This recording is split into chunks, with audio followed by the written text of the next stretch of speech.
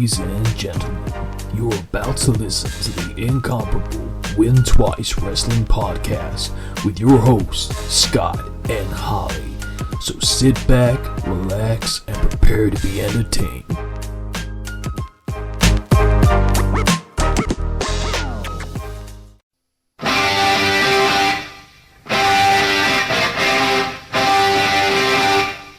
WrestleMania 7 was scheduled to take place in the LA Coliseum on the 24th of March 1991. The venue had previously bid to host WrestleMania 6, but ultimately lost out to the Skydome on that occasion. With the WWF having their sights set once more on an all-time attendance record, the LA Coliseum was one of the few venues at the time that could accommodate such a feat, with a rumoured capacity that was in excess of 100,000. The Federation believed that this was achievable and set the wheels in motion for the granddaddy of them all to return to California in 1991. Having previously signalled the changing of the guard atop the WWF when the Ultimate Warrior defeated Hulk Hogan the previous year, there were signs that things were not unfolding as Vince McMahon and company had hoped. With Ultimate Warrior headlining the house show circuit, it became apparent as a result of dwindling attendance numbers that the Warrior did not carry the same drawing power as his predecessor.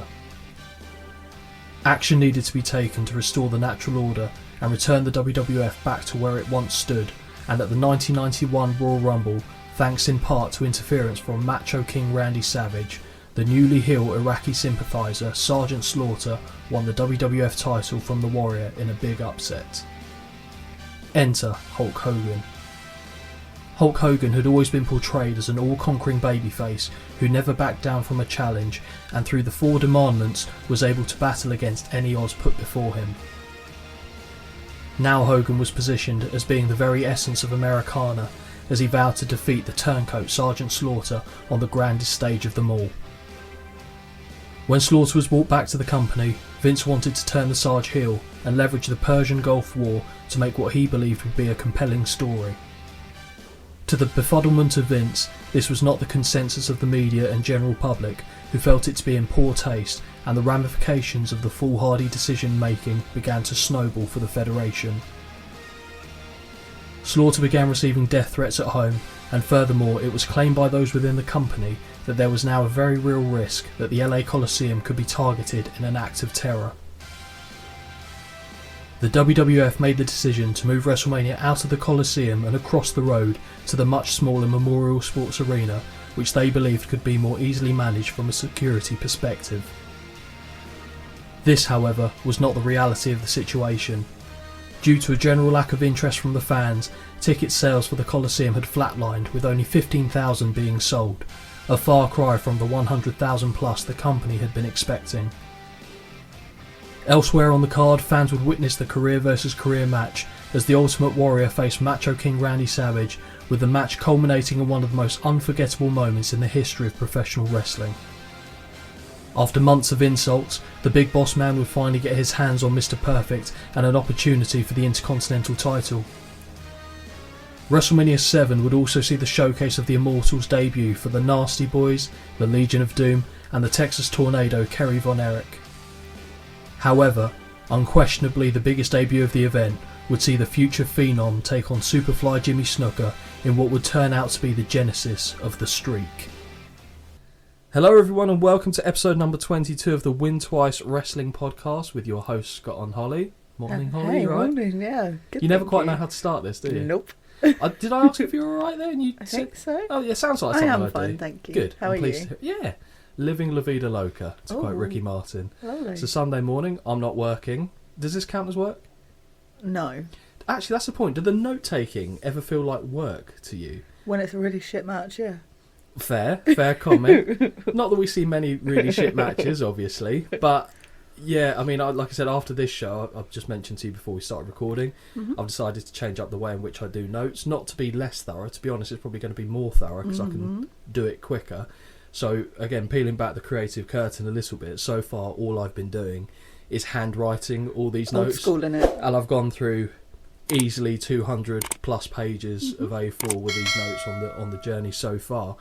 And that part of it felt like it was becoming a chore. Not Yeah. the watching of the shows Yeah, yeah. and stuff, but just physically handwriting. Yeah. So I've changed up the note taking. I've already started watching the next show that we'll be covering, and it was flown by so far. Yeah. I've already knocked out 40 minutes of the show just in one session. It's also, I'll be honest, this is a bonus to your missus, your new way of note taking, because you've got to do it upstairs. You can't sit downstairs and do it. True, yeah, I have to actually do it upstairs. I have no This is choice. a bonus stuff. She doesn't mind, to be fair. Like, more often than not, I do the note taking up here anyway. Yeah, yeah. But sometimes if she's not in the room, she said, yeah, watch it down Yeah. here. To be honest, it's actually easier to handwrite it up here anyway, because I've got the desk in front of me. Yeah. What I was doing downstairs is I was taking like a placemat, a wooden placemat, putting it between my leg and the pad and writing that way.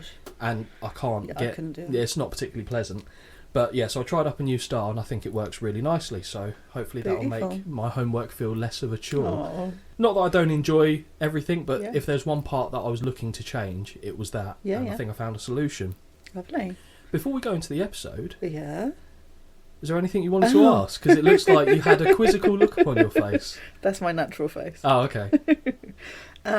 Scott, anything wrestling-wise caught your eyes and ears this week? Funny you should say that, Holly. Isn't it? We mentioned it in the last recording about how AEW were going to release the footage of what happened at All In. And they did release the footage. I'll be honest, we said it at the time, I don't see what AEW are gaining out of that. It makes them look petty, makes them look stupid, if I'm being honest. I saw the footage, I don't know if you did. I did, yes. I was So it's- hoping for something a bit more juicy of it. I was going to say, it's pretty much exactly what Punk described it as. The only thing I saw that looked slightly different is that he looked like he had a swat at Jack as Jack was being taken away. Don't think he connected, but then again, when does CM Punk ever connect with a punch in a fight? Just look at his UFC career. Now, I like CM Punk, to be clear, and I'm sure he Shots would fired. kick the living shit out of me, but in mixed martial arts, he didn't have the best career, as he'll readily admit himself. But, having said that, you don't need to have had a stellar career to beat Jack Perry in a fight, by the looks of things.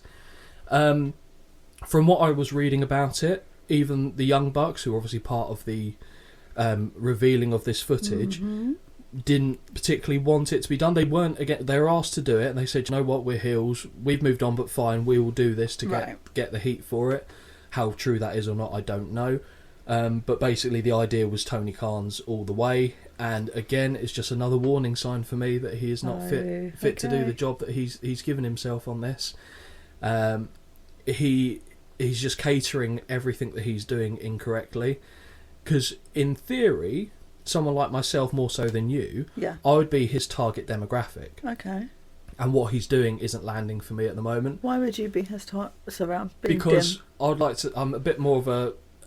It sounds wanky, but a bit more of a connoisseur from the wrestling side of things, so I can appreciate nuances. I prefer. My focus is more on the in-ring action than the storylines and stuff surrounding it. So I want to see good wrestling, of course, which AEW does try and cater for. I'll give them credit on that. But they just make too many... They're making so many WCW-like mistakes, it can only end badly in the long term. Again, hope I'm wrong. Hope they do something to turn it around, because competition is good for the business. It's good for the people involved, because they can get more money if there's a market out there that they can shill their services to. But it's just, like I said, everything I'm seeing is just... It's not looking good. And you could see when the footage was aired, it showed on commentary the reaction of the commentators. Oh yeah, I did see that. And Tony Schiavone just looked... He had almost the exact same face he had towards late 2000 WCW, when WCW was going horrendously awry, and he just looked the same here. It's a bit of a pained expression, like can't really say anything. Like, I saw JR being asked about this on his podcast, which is a good listen for anyone out there who's looking for more wrestling podcasts, if you're not already listening to it. Him and Conrad, and he basically didn't really want to answer the question about it. He said, "You know, I'm done with it. Let's just move on." And I think that's probably the safest way of doing it. And I wish AEW and Tony Khan specifically had done that themselves. Other things that caught my eye in wrestling this week: we saw a debut on SmackDown in the Bloodline. Oh, okay. I don't know if you've seen much of the highlights of SmackDown this week. I don't really understand that Bloodline debut, I'll be honest, but you don't know who he is, though. You don't have no. So really. Tama Tonga, I believe he was actually under WWE developmental deal for a while, and then he went to New Japan. He was part of the Bullet Club over there. Okay. He used to have longer hair. He's kind of cut it short in the last year or two, I would say. He is the son of Haku, Okay, right. So Haku, nose-biting, toughest wrestler by all accounts from those that have ever been around him. And this is his son, so he has got links to that Samoan lineage in wrestling, or the Polynesian side. I don't know how exactly Haku relates to like the Samoans and stuff like that, but it's effectively a family, not just in terms of blood, but as a group of people. They all kind of exactly as a collective. So I think that's a good idea. They've also, WWE have hired another person who is very much in the bloodline, and I might have referenced him to you before. I don't think you'll have necessarily seen him, but Jacob Fatu. Oh yes, I have actually. Yeah, Jacob Fatu keeps popping up on my Instagram actually. Is a monster. Yeah, he is basically what Solo Sikoa was portrayed as. That is Jacob Fatu. Okay. So I fully expect him to be brought into the bloodline as well, and that will be good. Tama Tonga is a good wrestler. It'll be interesting to see how he does in WWE, because he was always one to swear in New Japan. Very loud swearer. I've not got a problem with it, but obviously that's not quite... I know WWE being a bit more looser with that, but I think the unwritten rule is you have to be at a certain level on the card to get away with it. Obviously he won't be there to begin with, so it'll be interesting to see how that unfolds. And I saw one thing that I thought you might take interest in. Oh, here we are, yeah. I saw a post by a costume designer on Instagram. Oh, yes. Oh, hang on. You saw it on Instagram? I did see it on Instagram. Do you know where I'm going with this? Do you want to take the reins? No, not Drew. Oh, no. In that case, no. Because I saw about Drew McIntyre's gear wasn't ready. Oh, okay. And she had to literally work through the night to get his gear ready so they could open the show on Sunday. Okay, that's where I was. I didn't hear that. I heard something that was seen in night one. Yeah, night one. It was Zelina Vega's gear. Okay. Now, I know you're not a big fan of her for a couple of reasons. One, because of her diminutive size, you find it fairly difficult to get behind. It's not her. It is the wrestling side of it. Like, they put her up against people that, to me, is just not believable. But it's the same with the guys. Do you know what I mean? Okay. So I'm just going to cover how this post was written, because I don't have a dog in the fight, so I'm not taking a side here, but it doesn't make her sound good. Oh, no. So the gear that she was wearing on the night was specially made for her it was commissioned from a designer. The designer basically said, I'm never dealing with celebrities again, because they all feel entitled. They try and basically get stuff for free because of who they are. They try and get discounts because of this, that and the other. And she said she cancelled other orders to make sure that she had this ready for Zelina Vega. Yeah. Zelina accidentally ordered it to a previous address of hers, so it got sent there. It was left out in the sun, and a load of the stuff melted. So Zelina basically complained about it, even though it was her fault by all accounts, apart from obviously her own. It got sent back. She got money taken off. She then did it again. She was working through the night. She asked for X, Y, and Z. Right. And basically the person said, yep, never dealing with her again. So the whole item, I think she said, should have been commissioned for around $2,500, and she ended up only getting $900 out of it because of... And she said, and all the issues with it were stuff that Zelina had basically... A scenario that Zelina had created herself. She said... I don't know how much of this was coming through Zelina's team rather than her personally. Right. But she said her assistant was quite rude about it, not taking any blame from their perspective, even though it was them that put the delivery address, etc., at a certain time, yada, yada, yada. And I just thought, I know that you're a big fan of Aleister Black. Aren't I just? Yeah. So, I'm just saying, she might not be a perfect person. But that's how I saw it. Like I said, how true it is. Yes. I don't know if having said that, I don't know if I actually care about it. I brought it up mainly because I thought you would find it more interesting. Yeah, it's great. I mean, I love stuff like that. As in, I like to be nosy. So I'm always interested. I haven't seen it. I mean, I'm always interested with the cost of this type of gear, so that was quite an eye opener for me. But yeah, they were the things that caught my eye. Anything you wanted to add to that? Or No, I think I'm all good. Obviously, we watched WrestleMania. We did, enjoyed that. Was good. But that's about it. I'll be honest. No, fair enough. Yeah, I went from one WrestleMania into another. Speaking of WrestleManias, Holly, we are back on the March Through the Mania series. We're at WrestleMania 7. Yes, we are. Does it feel like a kind of, surprising how quickly, or quote unquote quickly, we've gotten through them up to this point? Yeah, I suppose so, actually. Because obviously we're not doing it every week, we're doing it every other week. I don't think we've gone out of sync. I don't think we've missed not one yet. No, I'm sure there'll be times where we need to move stuff around because of personal commitments, etc. But WrestleMania 7 to me has a special place in my heart. Oh. This is the first WrestleMania I ever saw. Oh, okay. I remember vividly, I say vividly, I can't remember the exact day, but I came home from school, I believe, and that evening my mum had gone out shopping and she happened to see a VHS that was on sale. Yeah. Saw it was wrestling related because she knew who Hulk Hogan was. Yeah. And it wasn't my birthday, it wasn't anything special like that. And she just said, "Here you go." And I remember going, unwrapped it right away, straight in the VCR. And I've watched this event so many times as a kid. And that is why I think, in part, the WrestleMania music that we hear, so the first time we heard it was at WrestleMania 6, it's used on this show as well. To me, that's why it signifies WrestleMania. Okay. So that's why I've got a personal attachment to that song. Fair. It just can't be touched. Yeah.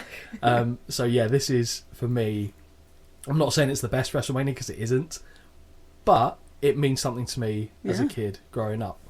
Did you know anything about this WrestleMania at all, or did you have any expectations going into it? I want to say no, but as and when things happened, I was like, oh, I've seen that clip.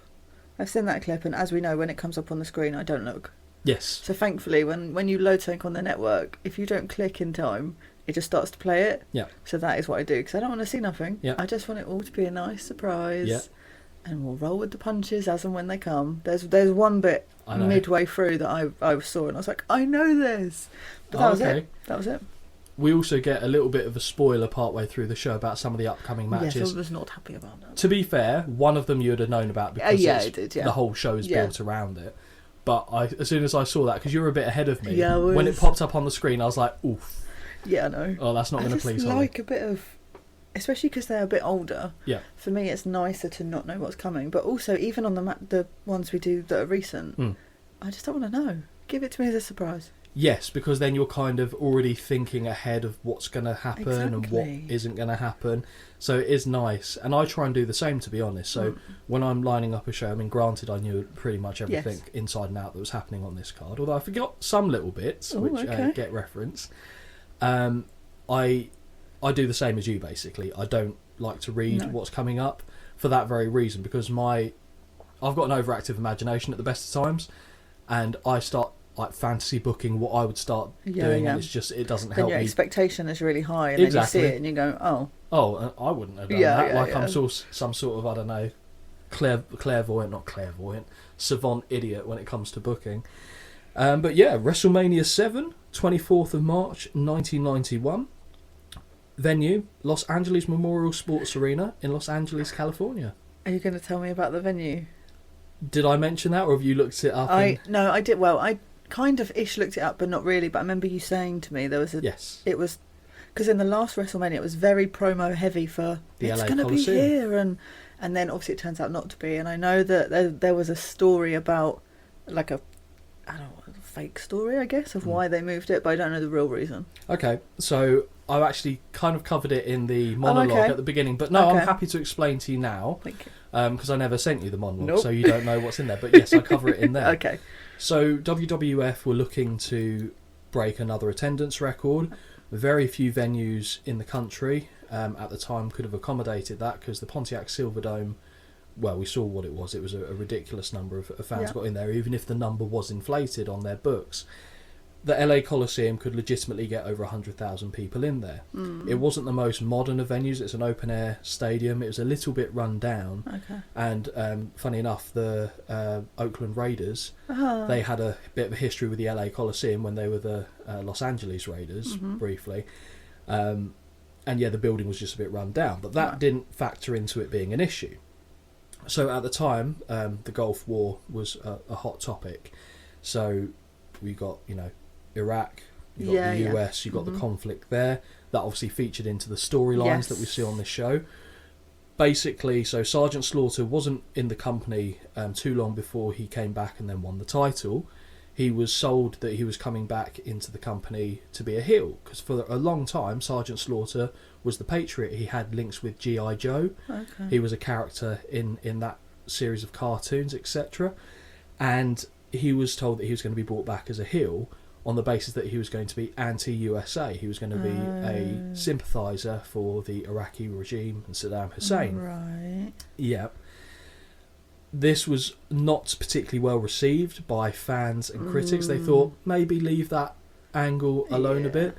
Sergeant Slaughter was getting death threats at the time. This is what's claimed. Obviously, I wasn't at his house to verify this, but it wouldn't surprise me, having said that.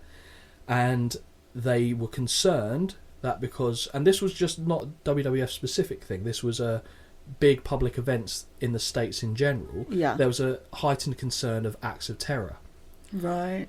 They thought, with 100,000 people in an arena, this was the story that they were telling. Sitting ducks, I suppose, aren't you? Really? Sitting ducks, and they couldn't secure that size of a place as much as they'd want to. Okay. That was the story that they released. Okay. Whilst there were elements of truth in that, that wasn't entirely the case. The issue was, a few months out from the actual event, they'd only sold 15,000 tickets. Oh, I see. So they couldn't fill the venue. That it would have, imagine how that would have looked. A tenth awful. of that stadium filled. So WWF did the right thing by going, okay, but gave a false reason as to why they couldn't do that. So they moved across and basically they had to make sure that they could honour the tickets they had sold. Yeah. Which you could do in the venue that they picked across the road. So the Memorial Sports Arena had enough capacity for that. Okay. That is the real reason of why they didn't do the LA Coliseum. Okay. The attendance on the night was 16,158. The buy rate was 400,000, so we'll notice it's come down from previous years. Yeah. It does go back up at a later date, but this is the... I don't want to say the bubble had burst on the WWF, but it wasn't at the heights that it was in the early WrestleManias with The Rock and wrestling. They were starting to wane a little bit, and it gets into the doldrums in the next few years in terms of buy rate and some of the star power on there. Okay. And there's a correlation to a certain point between Hulk Hogan not being there as well. Has to be said. He, as much as Hulk Hogan gets criticised, he's good at reading the room and knows when not to be involved in something and when to be involved in something as well. So if he gets the sense that it's not going to come out looking good on him, he hits the road. He takes off. Okay. Obviously, at this time, he was looking to go into movies as well. Yeah. So he was already looking beyond wrestling. The movies, whilst he was in them, he was never a good actor, if we're being honest. And it's obviously his audience specifically was wrestling. Yeah. Wrestling fans didn't want to see Hulk Hogan acting in films. They wanted to see Hulk Hogan be Hulk Hogan. Yeah. And obviously this was before The Rock's time, but The Rock shows that he's got appeal to the general consensus as well as wrestling fans. Yeah. Hulk Hogan never got that appeal. But you could argue within wrestling, Hogan was a much bigger deal than The Rock. Okay. If you're just looking at wrestling, now it's slightly different because obviously he's got the movie background and it's come back, etc. So he's kind of pulling more fans. So now it's a bit of a different game. But for the longest time, Hulk Hogan is miles ahead of The Rock in terms of wrestling. Yeah. Not like nuts and bolts wrestling. You get what I'm saying? I get it. So there was a tagline for this event. Oh, okay. Superstars and stripes forever. Okay. You can see they're going with a patriotic thing. Yeah. And that was a unique way of using Hulk Hogan because he was always the all-conquering. I mentioned this as well in the opening monologue. He's the perpetual babyface. He's always fighting against evil. Yeah. But they'd never really taken the he is Mr. Americana approach. Okay. Like, you know how Hacksaw Jim Duggan? Yeah. Fully US patriotic, rah-rah, ho, all that kind of stuff. Hogan never really had that element to his game, but this, they really lent into it. Yeah, I figured as much when I saw just a picture on the network that loads up where it's basically him. I guess it's a copy of the Marine Corps memorial. Oh yeah, of course. That they been there, seen that. Nice. But he's holding the flag, isn't he? And I was like, oh, okay, I see what they've done here. And even when the person comes on and sings the national anthem, they really focus on the Marine Corps memorial. Yep. Which is Washington, right? Yeah. In Virginia, but right next door. Fair enough. I'll take that. It's back. walkable. My geography on the US states is not as good as it should be. I need to brush up. I only know because I've been and I walked from DC to that memorial to Arlington Cemetery back to DC. So yeah, you did a tour. I did, yeah. A different tour of duty, but still paying your respects. Very much so. Which is funny. Well, I'm sorry, that's not funny. But the thing that's funny to me about not seeing Hogan as patriotic, to me, he was so patriotic because this is my first real I see, yeah. dealings with the Hulk Hogan character. So I thought he was just fully, and he is kind of, now considered to be so much of the old good-fashioned Americana with the flag, etc. But like I said, he was never really seen as that up to this point. But to me, he always has been.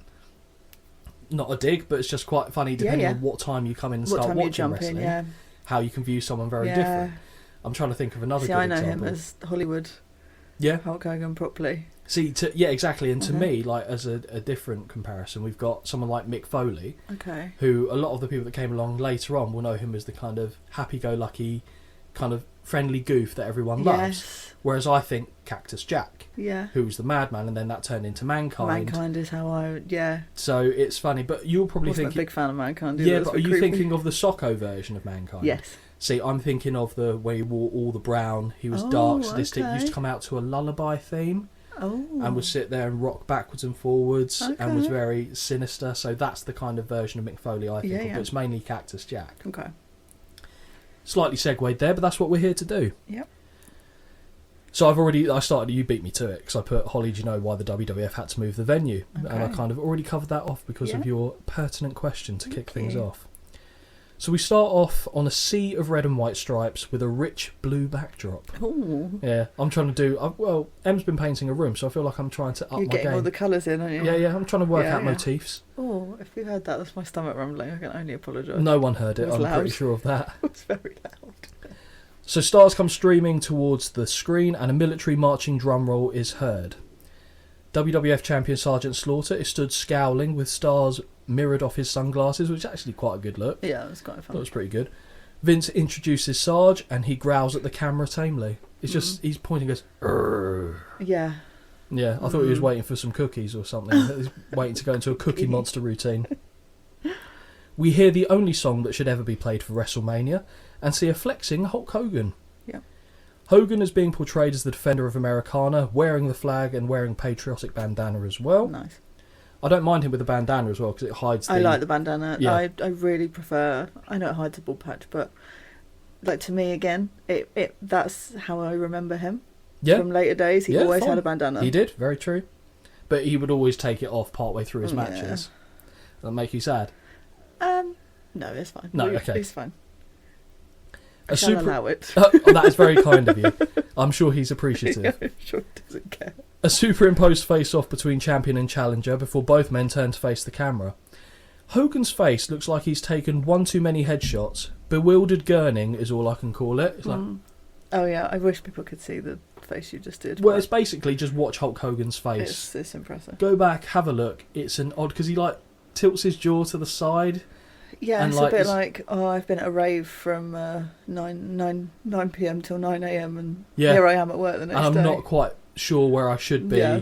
I don't know which way's up. One side of your jaw's going the other. Yeah, going the other. I've been told to look in one direction and I'm confused. Yeah. That's basically what I was thinking of. Yeah. Vince, we get, it's WrestleMania! Which is customary for Vince to do in the early days. And we see the very appealing colour palette of the Mania logo. Yep. There's a bit of purple in there, but it's like bluey, white. It's it's very nice. And that's very much a theme that we get going into the 90s. Purple was a strong colour in the 90s, wasn't it? Sure. I feel like maybe that's why I've got affinity towards the colour purple. To be honest, I don't know, but I'm sure I'll see it going forwards. I shouldn't be bringing this type of stuff to the forefront. I feel like I'm treading on your toes here, and you're looking get off the colour palette. Sorry, right. Apologies. It's all I've got. Noted. The cameras then pan around the crowd, and everything I see screams 90s, from mullets to attire to diddler tashes. We've got the lot in the crowd. Okay. Did you see some of these people? Well, yeah, of course I did. But, a perm or two and a perm or 7,000. Yeah. I don't know. I mean, I'd like to be fair, in the 90s, I was bowl cut. That was my haircut of the decade, I think it's fair to say. What would be the equivalent? Like, is it fringe or bangs? I had a boxy, like, long fringe and a long bob. Yeah. And then I just think it's a parent thing, because I've told my mother off for this before, because I've even seen pictures of my sister. She was born in 96, so she would have been, I'd say, early 2000s. She had the same freaking haircut too. Oh wow, that's tough. So I blame the parents. Yeah, I blame your mum too on that one. Yeah, me too. How's her? Is she recovering? I've never had all bangs since. I've never had bangs since. Let's be clear. Actually, no, I've never seen you with bangs. Yeah. No. Yeah, I'm not a massive fan of bangs, if to be fair. No. Don't let that sway your decision, obviously, but I'm just not... Yeah, it doesn't really... It doesn't do anything for me. We then get Willie Nelson sings America the Beautiful. Legend. Absolute legend. Complete legend. I knew this would please you. Yes. This was I mentioned it a few WrestleManias ago. I said that I know there's one person that you'd be pleased to see do this. However... Okay. I love Willie Nelson. Yes. How much do you think he spent at the souvenir stand? Okay, so if I'm a betting man, I think he probably spent $0 and was just basically plastered in it by the company on his way out. I love him, but it was ridiculous. He can't wear any more, can he? The title belt was the bit that... Everything else I'll allow. Oh, it's brilliant. Don't wear the title belt. I don't like seeing fans wear title belts. Yeah, you've got a real problem with because belts, haven't you? You look like you should be You're so institutionalised. funny. Oh, no, you do. Come on, like you're funny. I like wrestling. I've got the mock title that you got me that I wore around at my wedding. To be fair, so I'm not particularly helping myself here. Hey, look, we did it for a game. We did it for a game, exactly. But these people go around like they're actually the champion, and it just makes me. You know when you hear how people insult those that watch wrestling but aren't fans. Of course. And it's fake, right? Yeah, mate, everyone knows it's fake, okay? Right. And then you see a fan like that and you go, I kind of get why they come at us sometimes. Oh. I do kind of get it. Some yes, some no for me. I'm staying on the fence. I'm not. I love how you don't want to commit to these things in case you get called out. Oh, I just don't want to offend anybody. Oh, fuck them. Who cares? They're listening to us. We're not listening to them. So, oh shit, we start with the WWF champion. No, hang on, that is pot-smoking Don Willie Nelson. He could not be dressed in more merchandise if he tried. Lucky he wasn't spinning one of those arrows. You know when you see like a golf sale going on, there's a guy on the street spinning. I love that. I expected him to have a WWF one spinning around his back as he was doing America the Beautiful. Sale now on. Exactly. I enjoy Willie's voice, so no complaints from me. Yep. As usual, we get patriotic images interluded with the singing, which you mentioned earlier. Mm-hmm. We then see that Gorilla Monsoon is on the call. Oh, this makes me so sad. Home. No, it makes me so sad. Because Jess has moved on. Yeah. There is a treat to be had, though, later on in the show. There is, but... Gorilla welcomes us to the show, and also the special commentator for the opening match, friend of the Win Twice show, Hacksaw Jim Duggan. Now, this shit's all over Hogan's patriotism. Our boy is wearing full Uncle Sam gear as he comes to the ring. Thank you. I could see what he was wearing, and in your head you're like, I know what this is based on, but I couldn't, and I was like, I can't even Google it either. So it's the old cry for going toward like America wants you, America needs you type thing. Thank you. I was like, where is this from? Where have I seen this? And and I'll be honest, we like Hacksaw Jim Duggan. Yes. I was concerned him going on commentary. Me too. I didn't think it was going to be good. I didn't want to hear ho every 2 seconds. And we don't. No. And you know what? He does an all right job. Yeah, I have to say. Didn't mind it. I thought I was going to be very angry at it, but I actually don't remember him being on commentary, which is quite funny. Okay. I must have fast forwarded the initial bit, and yeah, like I said, it didn't upset me. So thumbs up. Yeah. Because you'll see how I kind of my take on that decision kind of unfolds as my notes go on. So I do love Hacksaw, but who thought having him call a match was a good idea? Mm. Gorilla and Hacksaw talk about the upcoming retirement match and the main event. Oh. Holly, I bet you didn't expect the name Saddam Hussein to appear in one of these shows. No. Duggan shouts all over Monsoon. Yep. Gorilla, boy, I can't hold any mine now. Let's go to Sean Mooney. The wordsmith is back again. Although he doesn't say once. What? It's a happening. It's a happening. I know. Jesse's gone, I think. No, because he didn't do it last time either, and we were upset then. I'm clutching to straws. And that was the time that Jesse had the entire top floor of the hotel. Of course he did. What a man. Oh. I will say, you haven't started watching the next show. No. He's on the commentary. Is he? He is, yeah. Oh, this makes me happy. Yes. Little spoiler, but I thought you'd appreciate that. Thank you. Yeah, I really don't know, because I tried to rewind it to make sure I wasn't being thick and mishearing what he'd said, but I think it's because literally Duggan was shouting over him as he was trying to cut away, because obviously Monsoon's getting the signal to go to the next thing, and I could understand, and I'll be honest, we love Gorilla anyway. Yes. But I mock him for this, but I'm pretty sure I'd probably fall over and do the same thing that he does on this occasion. Okay. Yeah, boy, I can't hold any mind now. Let's go to Sean Mooney. Yeah. Fine.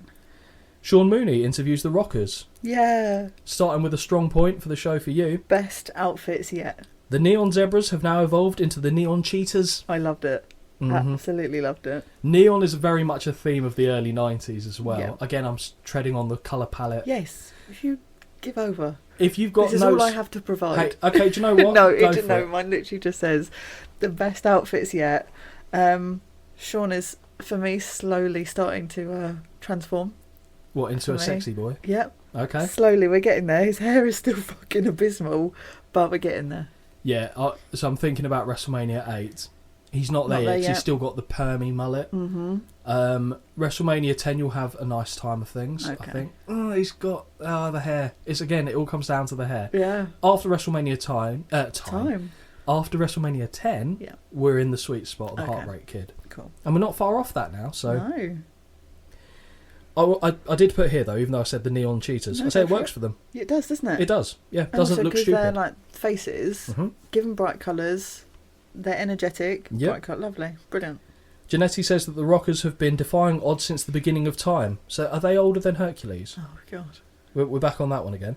And they are tag team specialists, which is one way of saying that I don't think either one of us has a career as a single star, or he got an idea that Sean might be getting ideas of this, and Marty wants to quell that because he knows that will mean the end for him.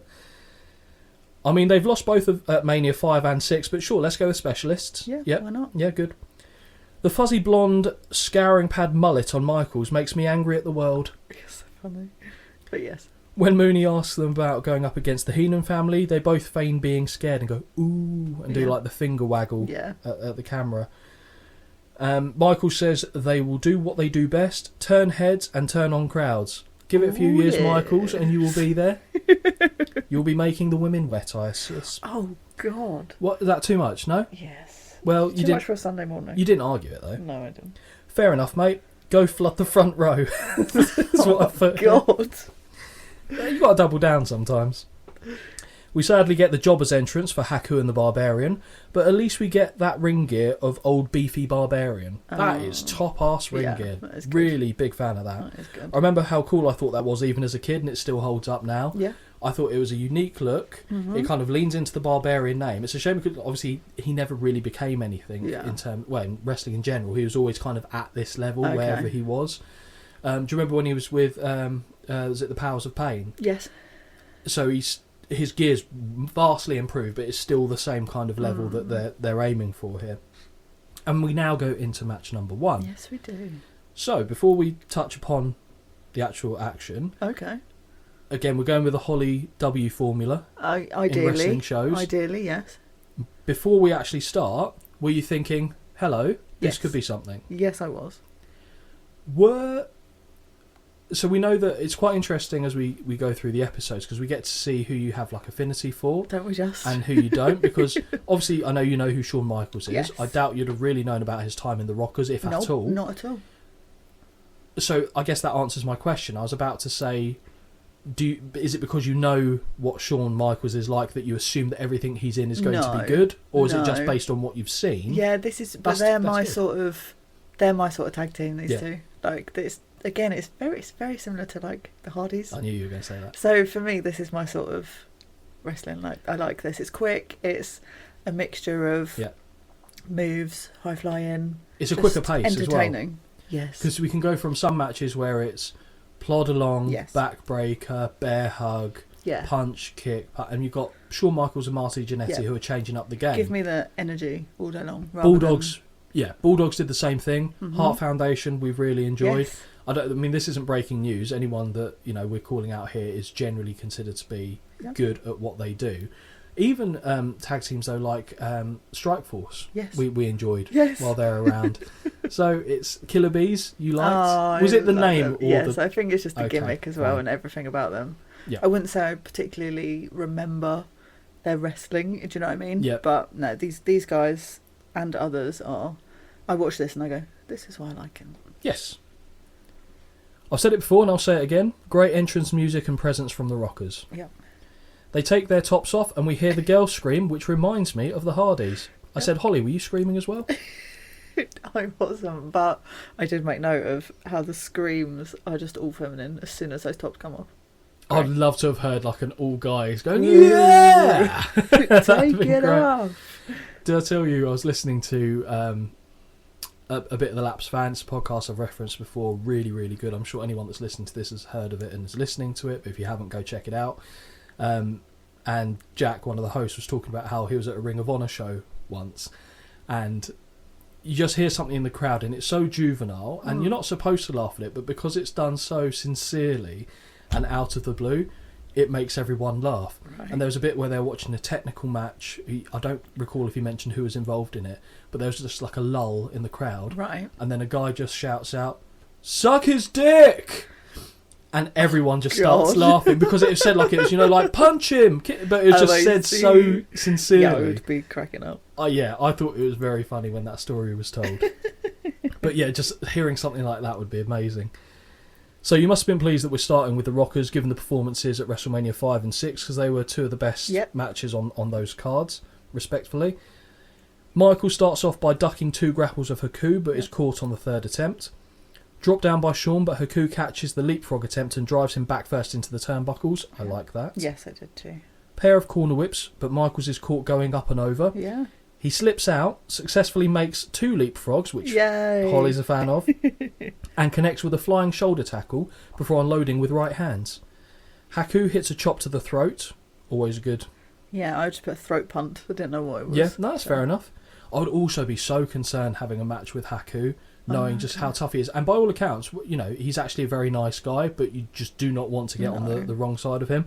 Imagine being in a match with Haku, accidentally potatoing him, and by that I mean catching him properly with a punch, and thinking, I might die now. Not even necessarily in the ring, but just seeing his face kind of go, I'm going to store that for later. Red mist. Exactly. Again, I don't think I've heard many stories of that kind of stuff, but it would be something that would be very present in my mind. Especially seeing as, like, in this era, the Rockers were both pretty outrageous arseholes. I don't know. Not to say that they weren't good workers, though, to be fair. Just as Haku looks to start gaining control, Michaels ducks a swing and tags in Jannetty. Mm-hmm. Double hip toss and synchronised elbow drops by the Rockers, who kip up but get turned inside out by a Barbarian clothesline. I loved everything about that. I did. Their bit straight into them being like literally KO'd. Loved it. And Barbarian just looks like a boss for doing that as well. Haku is whipped towards the Rockers, who avoid impact before kicking him to the floor. Yeah. Barbarian tries another pair of clotheslines but eats stereo super kicks. Is that the first coming of the Young Bucks? Oh, I see.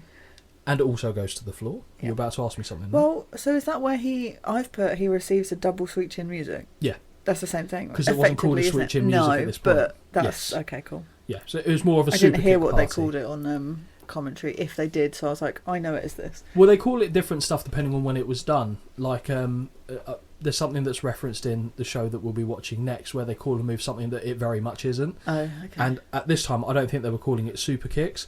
I think I've heard Gorilla refer to it as crescent kick before. Okay. But a crescent kick has more of an arc to it rather than a straight forward. Like a crescent shape. Basically, yeah. So it kind of comes round rather than goes straight forward. That's the distinction to me. A good example of someone who used to do what I would actually consider to be a crescent kick was Booker T, where he would have the guy's arm and then he'd use his leg to kind of clothesline them. Okay. That is more of a crescent kick because of the arc that you're taking your leg on. If you're looking for the semantics of it, I think was that a mansplaining job? Cause, maybe, but okay. Apologies. Helpful to know. Apologies. Did not mean to do that. So yeah, I said about the super kicks goes to the floor. Heenan, who is in a fantastic black sparkling jacket, and it is really good. Yeah, it's a bit fancy. Holds a meeting with the family to strategise. Not a fan? No, never. But this is just me. Yep. Hacksaw isn't actually doing bad on commentary. Bad timing as I hear him shoehorn "tough guy" into his commentary. What? Oh, sorry, no, that's the end of the sentence, Scott. We now start a new sentence here. Barbarian begins working over Jannetty, but Marty, from the apron, slides back in between Barbarian's legs. Sunset flip attempt sees the big man punch the canvas to try and avoid it. Face full of sausage by Marty. Yes. Michaels drop kicks Barbarian's back so Jannetty can complete a Hurricane Rana. Nice. I like that. Yes, really nice. Near fall for the Rockers there. Haku in and double headbutt drop Jannetty. Oh, okay, so right, they both. Okay, sometimes I read my notes and try to recall what I'm talking about in the match. That was one of those moments. Second faceful of sausage on Haku this time, but Shawn is blocked by the ref, which sees Barbarian assist in guillotining Marty over the top rope, and that looked nasty. Didn't it just? Really nasty, but a good nasty. Just? Also, it's Haku, one of those where you go, ooh. Haku was a bit close to the ropes when he fell back, wasn't he? Yeah. I mean, we've seen in boxing, I know the ropes are slightly different, but Jared McClellan, was it Jared McClellan? No. I think I might be misremembering my boxing story there. But a boxer got punched, knocked out and hit his head on the rope on the way down, was paralysed. Yeah. So when I see something like that, I tense up. Wins. Even though I know Haku came out of it fine, it was a bit ropey. No pun intended. Genuinely no pun intended there. Back elbow by Haku spins Jannetty around and drops him. Barbarian back in as the crowd start rallying for the Rockers. Yes. Big press slam to Marty and a right hand for Michaels. Haku and Barbarian choke Marty in the corner now. Awkward crossbody sees a 2 count on Haku. I don't think they quite knew what they were going for here. No, I've just put it was a bit messy. I'm not really sure what's going on. Big corner whip sees Marty bounce hard. No, absolutely not. I didn't like that. What was it you didn't like about it? His selling on it. Oh, so overselling. Okay. Yes. It's the first time I've watched the Rockers and gone, Wow. Okay. See, for me, it would have been the salt in the eyes and then Shawn just going, "Are you okay?" instead of putting him back in the ring and getting counted out. 2 great backbreakers. Barbarian in, but only a 2 again. Yep. Ugly clothesline catches Marty right in the face. Yes.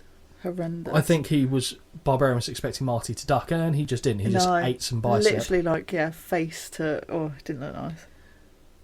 No! Exclamation mark. Not a bear hug! Exclamation mark. Crowd going mad for the Rockers at this point. Oh, for sure. 2 strong corner whips by Barbarian, but Jannetty gets the boots up. Second rope crossbody is brilliantly countered into a power slam. Really nice. Very good. Barbarian misses with the top rope headbutt. I think he did that against, was it Hercules at WrestleMania 6? I think so. And yeah, I think that might have won him the match at the time. Jorgen. Haku in and Shawn gets the hot tag. I will always remember both of the commentators at the same time saying, "And Shawn Michaels is in!" Like in unison. Don't know why, that's always stuck with me. Fair. I say it's always stuck with me. I didn't remember it was coming until they started to do it and I went, "Oh yeah, this happened." Nice. It's not even an important moment, but I remember being so invested in it that I was like, "Yeah, he's in!" Yeah, because Marty was always the whipping boy out of the 2, even in the tag team. Jumping back elbow connects. Sesame Street punches on Haku before Shawn takes flight at by Barbarian. Swinging neckbreaker by Michaels on Haku gets a near fall. Lovely. Jab to the eye from Haku, but Shawn attempts a sunset flip all the same. Yes. Jannetty with a clothesline assist, and it's beginning to break down here, Holly. Yeah, yeah. Very much so. Yeah. Double drop kick sends Barbarian out. Double clothesline to Haku. Missile drop kick by Jannetty before a Michaels crossbody gets the 1, the 2, and the 3. Yeah. First WrestleMania win for Shawn Michaels there. And we hear Gorilla. I've got to get some Gorilla-isms in on here. Holy mackerel! I don't think that's often said enough. Holy mackerel. Shawn doesn't look happy. No, I don't know why. Probably because he's already turning into a bit of a prima donna, if I'm guessing. Okay. Monsoon confirms Heenan will now be joining him on commentary, so Hacksaw bounces. Yeah. But he shouts over Monsoon once more just to bookend the stay quite nicely. Yeah. I liked this match. Yes, me too. What, Holly, did you score it? I give it 3 out of 5. Dave, 3.5. Oh, really? I agree with Dave. Yeah, I mean, I've put... Really liked it. It was a good length. Good display of wrestling I've written down here. The Rockers are obviously one of my faves. Not a lot of outside interference, if any, which I am here for. Especially in this era. Yep, and no continual in and out of the ring. Yeah, there was only the one where they had the little conference, which I didn't actually mind. It was only short, so again, I shall let them off. Pleased to hear Not that they care. And even though Barbarian and Haku lost, they looked like powerful threats. Yes. They didn't look bad. Nope. I didn't even feel bad for them losing. Nope. I thought it all worked quite well. I feel like everyone came out as a winner in this really one. Enjoyed it. So I'm happy to go with Dave's 3.5 assessment there. Perfect match to start. Yep, really good start. One of the better starts we've had at a Mania, for actually. Sure. From there, Mean Gene and the Celebs. Regis Philbin, Marla Maples and Alex Trebek. Holly, do you know these people? My only note, which I can illustrate right here, says, nope, I know none of these people. Okay, so I will admit I knew who Regis was. Okay. So Regis Philbin was a talk show host in the States. He did a show with, I believe it's Kathy Lee, Regis and Kathy. Right. Regis was like a lifelong wrestling fan, and he was one of the first interviewers to consistently get wrestlers onto his show and treat it seriously. Right. To a point, like he would ask kind of goofy questions every now and then, but you could tell he was brilliant. He gave them the opportunity to come on, gave them more exposure. Yeah. Just seems like a nice man. I think he only died a couple of years ago as well. Bless him. But by all accounts, very nice. So the other people there. So Alex Trebek. I knew the name, but I had to look it up. So he did. Was it Jeopardy? Where he talks about Jeopardy later on. Yes, I love that program. Yeah. So he was the host of that over in the States. I believe he might have been Canadian by birth. Could be wrong on that one. Don't really care. And yeah, so that was one of the reasons he was there, and you could tell he was comfortable kind of ad-libbing to a point, which I think is key, because the celebrities that go there that can't, it doesn't come across well. No. Same with Regis. Marla Maples, so I believe she was in her 20s at this time. Very nice looking lady. So you remember they were banging on about the woman who did, not Countdown, but the equivalent Wheel of family. Fortune. Wheel of Fortune. Yeah, Wheel of Fortune, yeah, you're right. And they were saying how good looking she was. That I would describe Marla Maples as. Oh, okay. I looked into Marla Maples' background. Right. She is the future wife at that time of Donald Trump.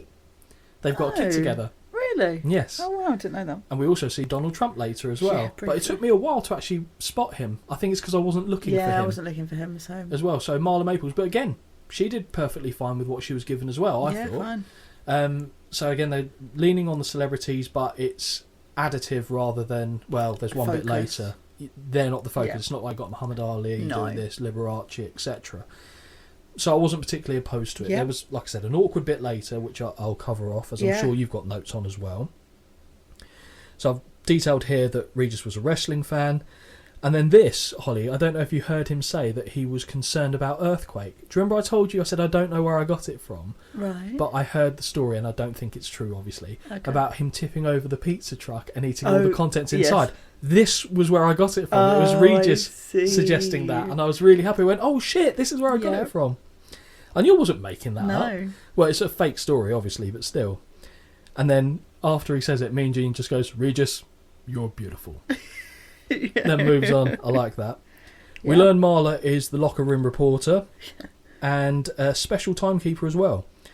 Alex is Gene's very dear, long-time, close personal friend, which is what Gene says when he has no relationship to the person at all. Oh, I see. And it's just like a little gag. And then, obviously, Alex leans into it and calls him Jim. I put this comedy isn't great, I'll be honest. Although I did like the pizza vans tipping over story and earthquake eating everything. Because at the time, I believed that. Yeah. I thought, I could see him doing that, because I was thinking probably at the time I'd already seen Toy Story or whatever it was that came out several years later. And I believe that he could very much do that from, you remember the Pizza Planet truck? Yes. I could see him tipping that over and eating the contents. Match number 2 now. Yes. Dino Bravo, who you've got familiarity with Jimmy Hart, who you definitely got familiarity with. Before we go further on this, I was talking to Jamie, and we were theorising about who your least favourite people are on the journey so far. Not WrestleMania specific, but in general. And I said the 3 that I've seen you get the most animated about, I'd like to add it to 4 now. Oh, okay. Jimmy Hart is one of them. That fucking megaphone. Yep. Bill Alfonso. The fucking whistle. Just Incredible. Oh, yes. Rick Martel. It makes me angry. They seem to be the ones that as soon as they're mentioned, I can feel the hackles go up on the back of your neck. And so they were my theory on your least favourite. Two of them I'm not apologising for, because it's their accessories that piss me off. The other 2, I don't really know why they just annoy me so much. Well, one I do, because very disappointed. But Just Incredible. I don't know why, he just really winds me up. Every time you see him, you just get so angry, and I think it's great. I hope there's more of them down the line. I'm sure there will be, because there can't not be. So Dino Bravo with Jimmy Hart against the Texas Tornado, Kerry Von Erich. I got really excited about this, because obviously not seen him before. Any Von Erich. But it was weird, because he came out and I was like, I don't know this name. And then I looked at him and I was like, my God, he looks really familiar. And then I was like, just going to Google his name. And I was like, oh my God, it's him. So, yeah. Yeah, I was a big fan of Texas Tornado as a kid, because he kind of had high energy, had a good look about him. He reminds me... I mean, he came out and I did go, ooh, who is this guy? Obviously. But he reminds me so much of Ultimate Warrior. I'm glad you said that. Oh, okay. I've got a couple of things here for you. Okay. I'll jump to that one to begin with. Oh, okay. Did you know, Holly, that a lot of people used to believe that Kerry and the Ultimate Warrior were related? They were brothers. I mean, I can understand why. Yep, a lot of people thought that Kerry Von Erich was related to Ultimate Warrior, and you see it. They do look so similar. Similar build, similar hair. Yeah. You can't really tell because of the face paint, but even when it comes off, they don't look identical, obviously, but I could see how the conclusions were drawn. Yeah, for sure. Second story. Holly, did you know at this time Kerry had a severe disadvantage? Yes, I did. What was that disadvantage? He had a prosthetic foot. Yes, do you know how he came about that prosthetic foot? Oh, I did read it, but I don't remember. Motorcycle accident. Ah, yes. Basically damaged his foot quite badly.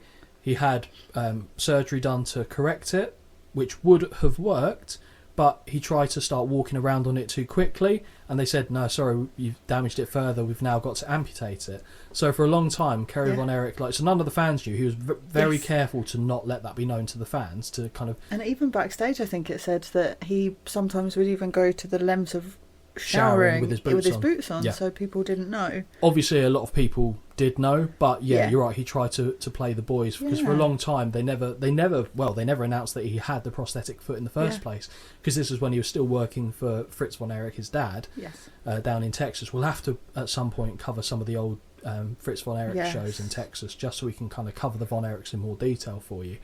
They said, he's healing fine. He'll be back to his fighting best. And just wasn't the case. You wouldn't know it, would you? Which I think is... No, you wouldn't. Amazing. You wouldn't, but I think if you saw some of his earlier work, when he was younger, he was a bit more agile in terms of he would throw himself across bodies, and whereas a lot of his stuff now is more grounded. Okay. I mean, obviously, for me, this is the first time seeing him, so I wouldn't have had a clue unless I Googled it. I know, obviously, they've got the film The Iron Claw with Zac Efron, which is something I still need to see. Need to watch that, yeah. So Kerry was the only of the brothers to win the NWA heavyweight title. Wow. Okay. It was his brother David was it David Von Erich? I'm sure. The eldest brother that was alive was considered to be, the second eldest brother, because I think Kevin was obviously the eldest after the one, the brother that died as a kid. Obviously a lot of death in the story. I'm not going to go into the details of it there. But when the older brother died in Japan, there was rumours. So the story that's out there was that it was stomach-related issue, that he just went to his hotel room, was found there dead. Something happened with his stomach. A lot of people think that... I think there's stories out there that when the wrestlers found him, they saw a load of drugs. Right. They think he overdosed. They flushed the evidence away, and due to a relationship with the coroners, it was basically covered up that it was a drugs-related death. They did a memorial show because he was basically the biggest talent in the group. He was the best wrestler. He had adapted best to wrestling overall. They were saying that he was going to be a future champion, and they did like a memorial show for him, which I believe is where Kerry beat Ric Flair to become the NWA champion. Ric Flair's got strong thoughts on Kerry Von Erich in terms of he was unreliable. He would be so drugged out of his mind for shows, he would forget what he was doing. He wouldn't turn up for certain things. He wasn't prepared to live the life that you needed to live to carry the NWA title in the manner in which people had become accustomed to it with the likes of Ric Flair. So it was kind of a bit like, how Rey Mysterio won the world title after Eddie died. Yeah. I feel like there's obviously they're not brothers, but it's the similar vibes with what happened with Kerry, because he didn't have a long run. I think it was like a month, and the title came back off him. But only one in that family to have won the NWA title, and this is the first time we're seeing him on the show. Yes. I actually put, what are your thoughts, Holly? But I'm pretty sure you covered it off with your liking of... Absolutely. As soon as he came in, I was like, he's a bit of me. Especially at this era. And he's very much a damaged bird as well. Oh. Not as in, I wasn't talking about the physical ailment either. Yeah. As soon as Tornado steps into the ring, Dino pounces with right hands. He's not even allowed to take his jacket off. He's not, and this annoys me. Yeah. As Kerry fights his ring robe, Bravo clotheslines him to the floor. Dino with more rights before driving Kerry face first into the apron. Yeah. Heenan. Doesn't look like such a violent storm now, does it, Monsoon? I like that.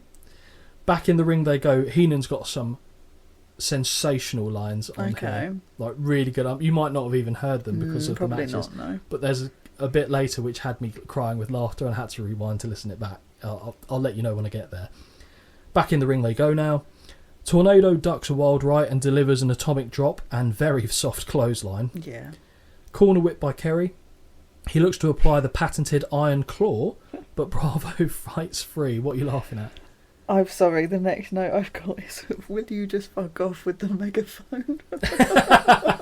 Yeah, so Jimmy Hart is definitely in the top 4 no-nos. It just annoys me so bad. I just want to watch it.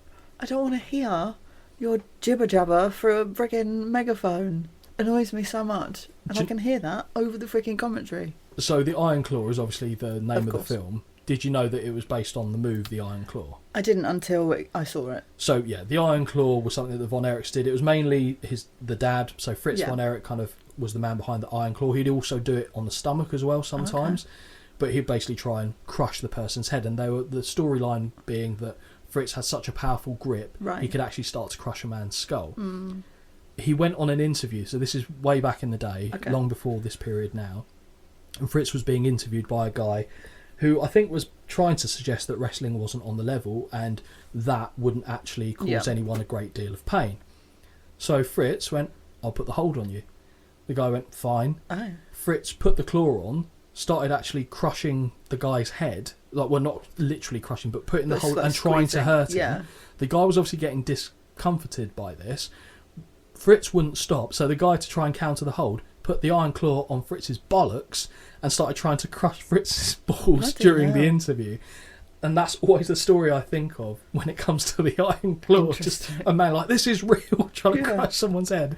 And then the interviewer grabbing him by the bollocks, which I just think sounds fucking hilarious. And you just think, what is professional wrestling sometimes? I'm crying with laughter now thinking about it. It's just, it tickles me. So yeah, we see the Iron Claw, but it was, as silly as it might look, it had been built up enough that you go, oh shit, that's... Yeah. And you can do that with anything in wrestling. Well, it's not even as silly as Hulk's moves. Mm-hmm. Do you know what I mean? It's a leg drop. It's an elbow. But he hits it. But you do believe it, and you know it's the end. Yeah. Like, well, do you know what I mean, of the match. Another example of how you can make a simple move look so effective, there was a period in Ring of Honor where Bryan Danielson was making it so that if he got the small package... the match was over, no one's kicking out. He perfected locking it up perfectly so the person couldn't kick out. So he built up wins just getting the small package. Not like quick matches all the time, obviously, but and to the point where as soon as he went to hit it and someone was like, oh my god, it's over, just from such a simple move, which is great. That's brilliant. It works. It shows the beauty of what you can do as an art form in pro wrestling. So, long story about saying, we get Kerry trying to go for the Iron Claw. Kerry ducks... Oh no, sorry, hang on a sec. Back in the ring they go. Delivers an atomic drop and very soft clothesline. Corner whip by Kerry. But yeah, Bravo fights free. Dino with the boots up in the corner. Awkward missionary inverse atomic drop by Bravo. Yeah. And 2 elbow drops lead to a near fall. Kerry ducks clues. Kerry ducks 2 clotheslines, but can't avoid the sidewalk slam, which, if we recall, is Dino's finishing move. Yeah. But he does kick out at 2. Yeah. Sloppy double axe handle from the second rope as Heenan fires shots at Big Boss Man's mother on commentary. Second sloppy axe handle lands Bravo into the Iron Claw, which I think is what they were trying to do the first time, and someone didn't get the message of what they were supposed to do. Yeah. Heenan claims that Kerry is using the hair. Oh, yes. Texas Tornado punch drops Bravo, and that is enough for the 1, 2, 3 absolute shite match. Yeah. So Kerry's that... Tornado punch basically was a finisher of his along with the Iron Claw. Yeah. The punch I think was only a move that WWF used as a finisher for him. I don't recall him using that down in Texas in World Class. I want to say, what did you think of this match? But I think I know it's probably not going to score highly, but I will still ask. I mean, I'll be honest, I did give it a 1.25 purely because I think I was more interested in the backstory than the actual match itself. And you mean the backstory to the match or the backstory of Kerry himself? Oh, yeah, him himself. And also, I just gave him points because... of how he looks? Yeah, I'm not going to lie to you, I did. And then I read about, obviously, it's just such a sad story of that family, but, like, obviously I then read that he died not even 2 years after this. And then again, I'm like, oh, just give another, like, more points. It really pulls on my heartstrings. So the story that, I mean, I'm sure most people listening to this will already know, but yeah, Holly's right. I think it was within 92 or 93. Yeah. Kerry had gone to visit his dad. Bearing in mind this was a time where 3 of his brothers were already deceased. And Kerry was having a rough time. The story at the time was that Kerry was about to be prosecuted for possession of drugs, and he thought it would bring shame to the family further, as they'd already gone through a very difficult time. Visiting his dad on his kind of, not country estate, but it was out in the sticks, big land, and he said to his dad, "Oh, do you mind if I look at your gun?" Basically, that he bought his dad a gun for Christmas, hunting rifle, obviously. Kerry said, "I'll come back to the house later, we'll have some lunch together." He obviously didn't come back to the house for lunch. Fritz went out to try and find him. Kerry had turned the gun on himself, shot himself through the heart, I believe. Oh, God. And was found dead next to a tree, and that's the end of Kerry von Erich. Very sad. So sad. Very sad tale. That whole family is... So sad. And I put a lot of the blame, I'll be honest, on the dad, if I'm being perfectly frank, and I'll elaborate on that at another time. Okay. I don't think it's as controversial as it sounds. Right, okay. Because I can tell by the way you're looking at me. Yeah, my face is like, what? Yeah, no, obviously he's not the one specifically killing them, but I think a lot of his expectations... I see. And, you know, the manner in which he treated them could be considered to be a causation for their demise. So Dave's score for this, 0.75 stars. Okay. 0.25 for me at best. Okay. It was just, there was nothing to it. Yeah. It was short, which is good, because it would have been really bad if it had been long. I was tempted to say no stars because it almost didn't feel like a match. What I saw was sloppy. Okay. So I can't... 0.25 is what I'm going to I mean, my score I know is generous, but I'm aware of that. Do you know what I mean?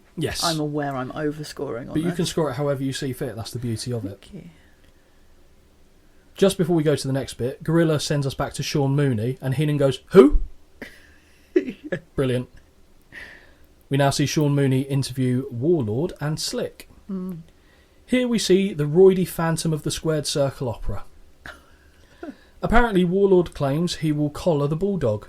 Slick says it would take a pack of 6 dogs to bring Warlord down. Or anyone with lateral movement, really, because he can't fucking turn in circles, he's that beefy. Warlord says Davey won't escape his full Nelson. I'm pretty sure we've had this game before at previous WrestleMania, haven't we? He will not be the exception. Then laughs like a child that's dizzy on sherbet. Yes. Slick says Davey will get fixed and devoured. Okay. We see Mean Gene interviewing the British Bulldog. It's been a while since we've seen the Bulldog on a Mania. Yes. He left the company around the same time as the Dynamite Kid. A lot of the reason they left stems from Dynamite Kid's backstage antics, pulling ribs and getting his teeth punched out by one of the Rougeau brothers. Really? Tash, no Tash? No Tash. Oh, wow. But it was the Tashed one that suggested they needed to do something about it. The story being that the Bulldogs were notorious for pulling pranks, specifically Dynamite out of the two, and I think the Rougeaus had or Jacques Rougeau had, who's on the card later as the Mountie, had his gear tampered with, and I think it was actually the one of the instances where it wasn't the Bulldogs. Oh, I see. But you would assume it's... But they assumed, of course, and they waited for a while to get the receipts, and Jack went, "Yeah, I'll do it," because Raymond was basically saying, "If you don't do it, I will do it. So, but I'm leaving the option open to you." And Jack said, "No, I'll be the one to do it." They then got wind that Vince wanted to speak to them, because rumour had got to Vince that the Rougeaus were looking to get a receipt on the Bulldogs.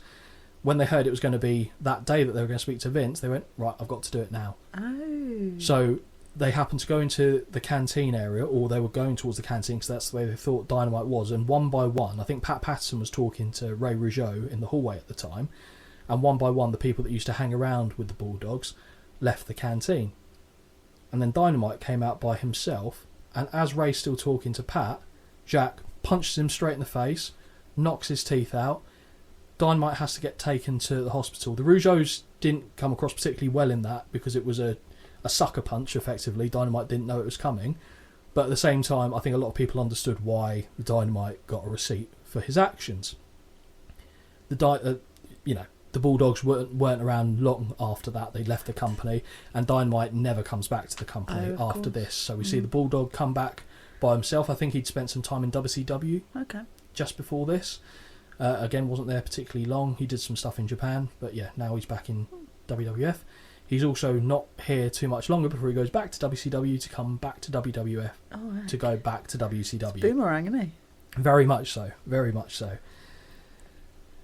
But here he's getting interviewed. Different look. Freaking love his voice when it's just such a nice Northern change. Yeah. Yeah, it's like you hear all these obviously like mainly American accents and stuff, and then here he comes with his Northern accent. And I'm like, hey. What do you think of the look though? Because he's come back with the longer hair. This is how I do remember him though. Same. This is the prime Bulldog for me. Davey's back with his long hair and Matilda, and then he says, "Every dog has his day." And then Davey says he can and will break the full Nelson. Wouldn't it just be better to avoid it altogether? Yeah. Oh, actually, sorry, no, the dog is Winston. Yes. I made the assumption it was Matilda. Nice, no, it was dog. Winston. And apparently, Winston says, "There is no bull in this British Bulldog." Yeah, I like that. That was it. Yeah. Apologies for any Mancunians listening. Yeah. The match is next. Isn't it? Warlord with Slick versus the British Bulldog with Winston. Yes. Jobber's entrance for Warlord, which says it all really. Holly, this is the first time you've seen Davey in a singles match, right? Yes. There you go. Tick that one off. Yeah. We get Gorilla say two of the biggest powerhouses here in the WWF. A match of pure power. Yes, very much so. Two roidy bastards indeed, Gorilla. I've just put, God, did everyone back then have a thing in their contract that said their costumes had to have a little bit of tassel? Everyone's got freaking tassels. Warlord doesn't have tassel? Does he? What's the tassel? Only a little on? bit, but I think it's near his, like, on his boots. Oh, okay, I missed that. But freaking everyone has freaking tassels. 90s. Yeah. Collar and elbow sees Bulldog shoved into the buckles, allowing Warlord to pose.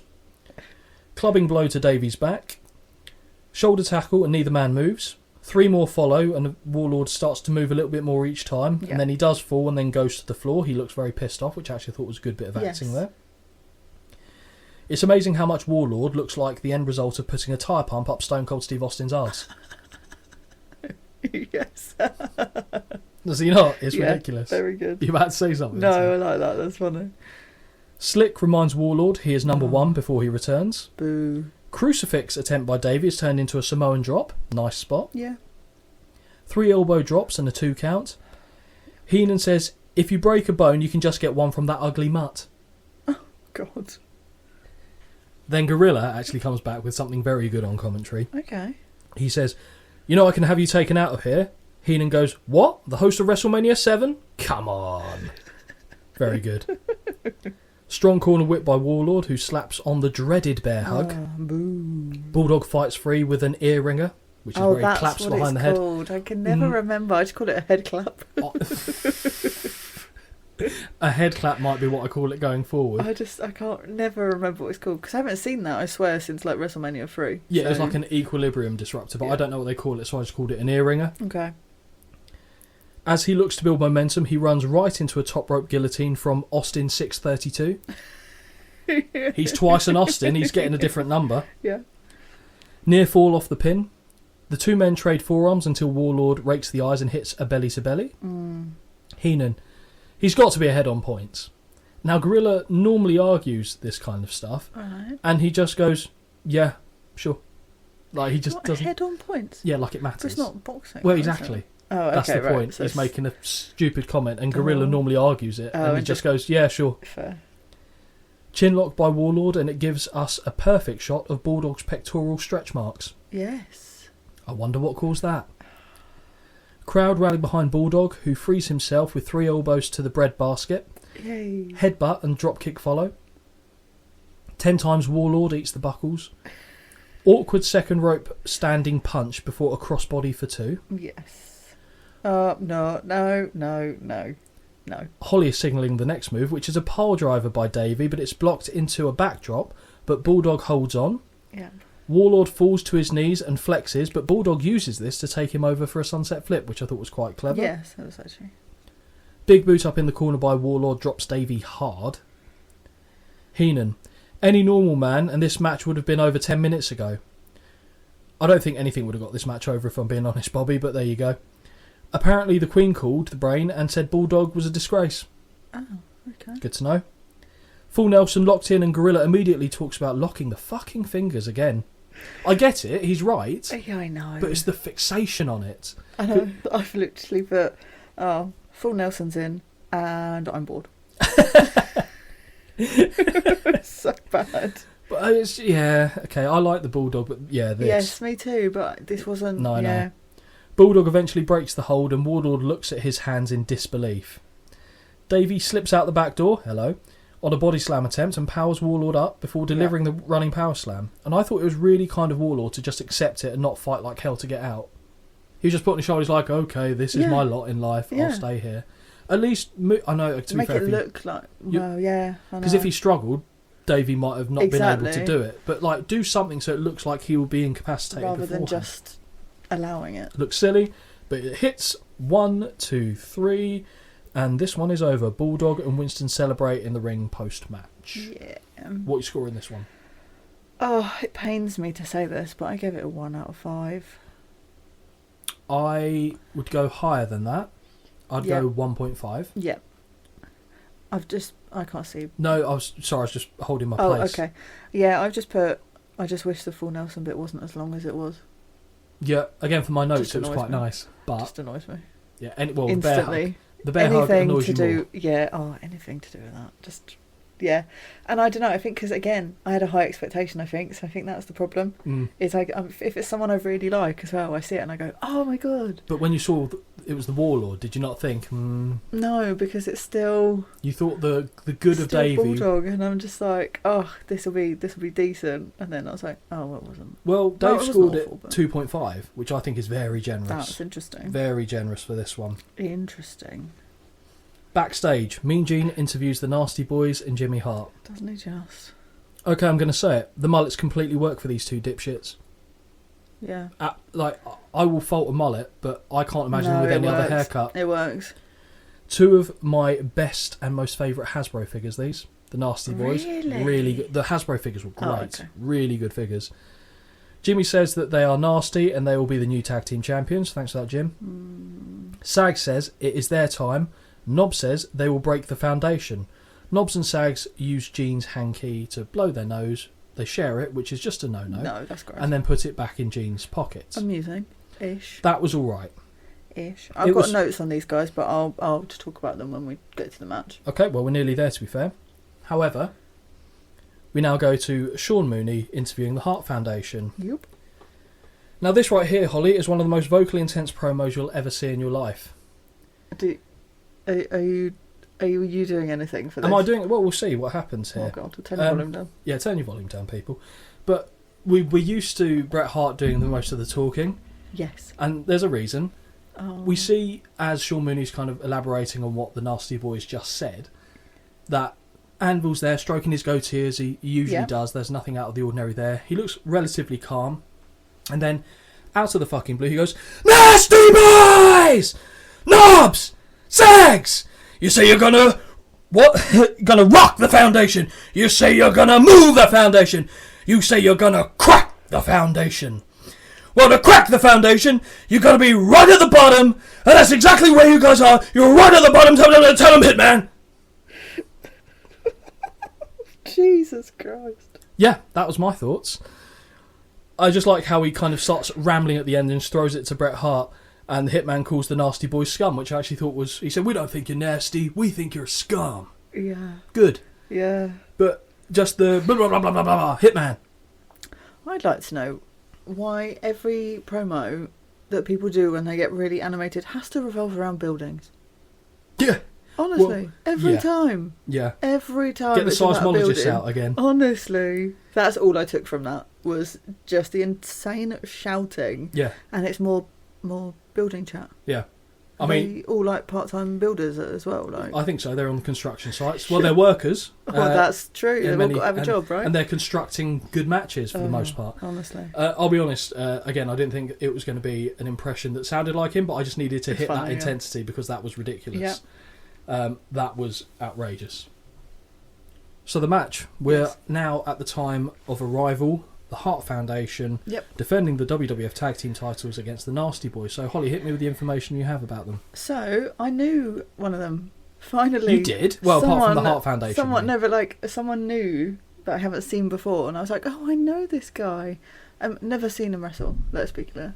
But Knobs, is that his name? Yeah, blonde. Yes, I know him from my days of watching Hogan Knows Best. And I know him as being, well, I don't know if he still is, I don't know. He was at that point like Hulk's bestie. Yeah. But, and I don't know if this is true, I didn't research this because I couldn't be bothered. At least you're honest. So if anyone comes to me, I'm saying, I didn't research it. I know it was a rumour at the time. Didn't he, was it Hulk, had a thing with his wife? Yeah, I think Knobs facilitated Hogan smashing his missus. Yeah, bit odd. Not normal behaviour. Bit odd. And then Greg Valentine is his brother-in-law? I believe so, yeah.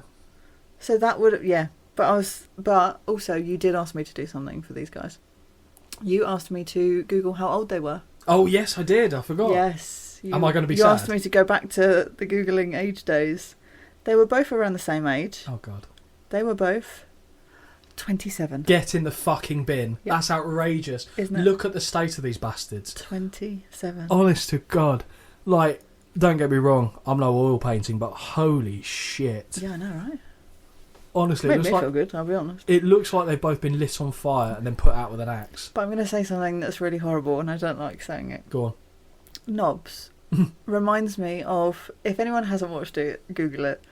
You know Bob the Builder? Yeah. Spud, the scarecrow.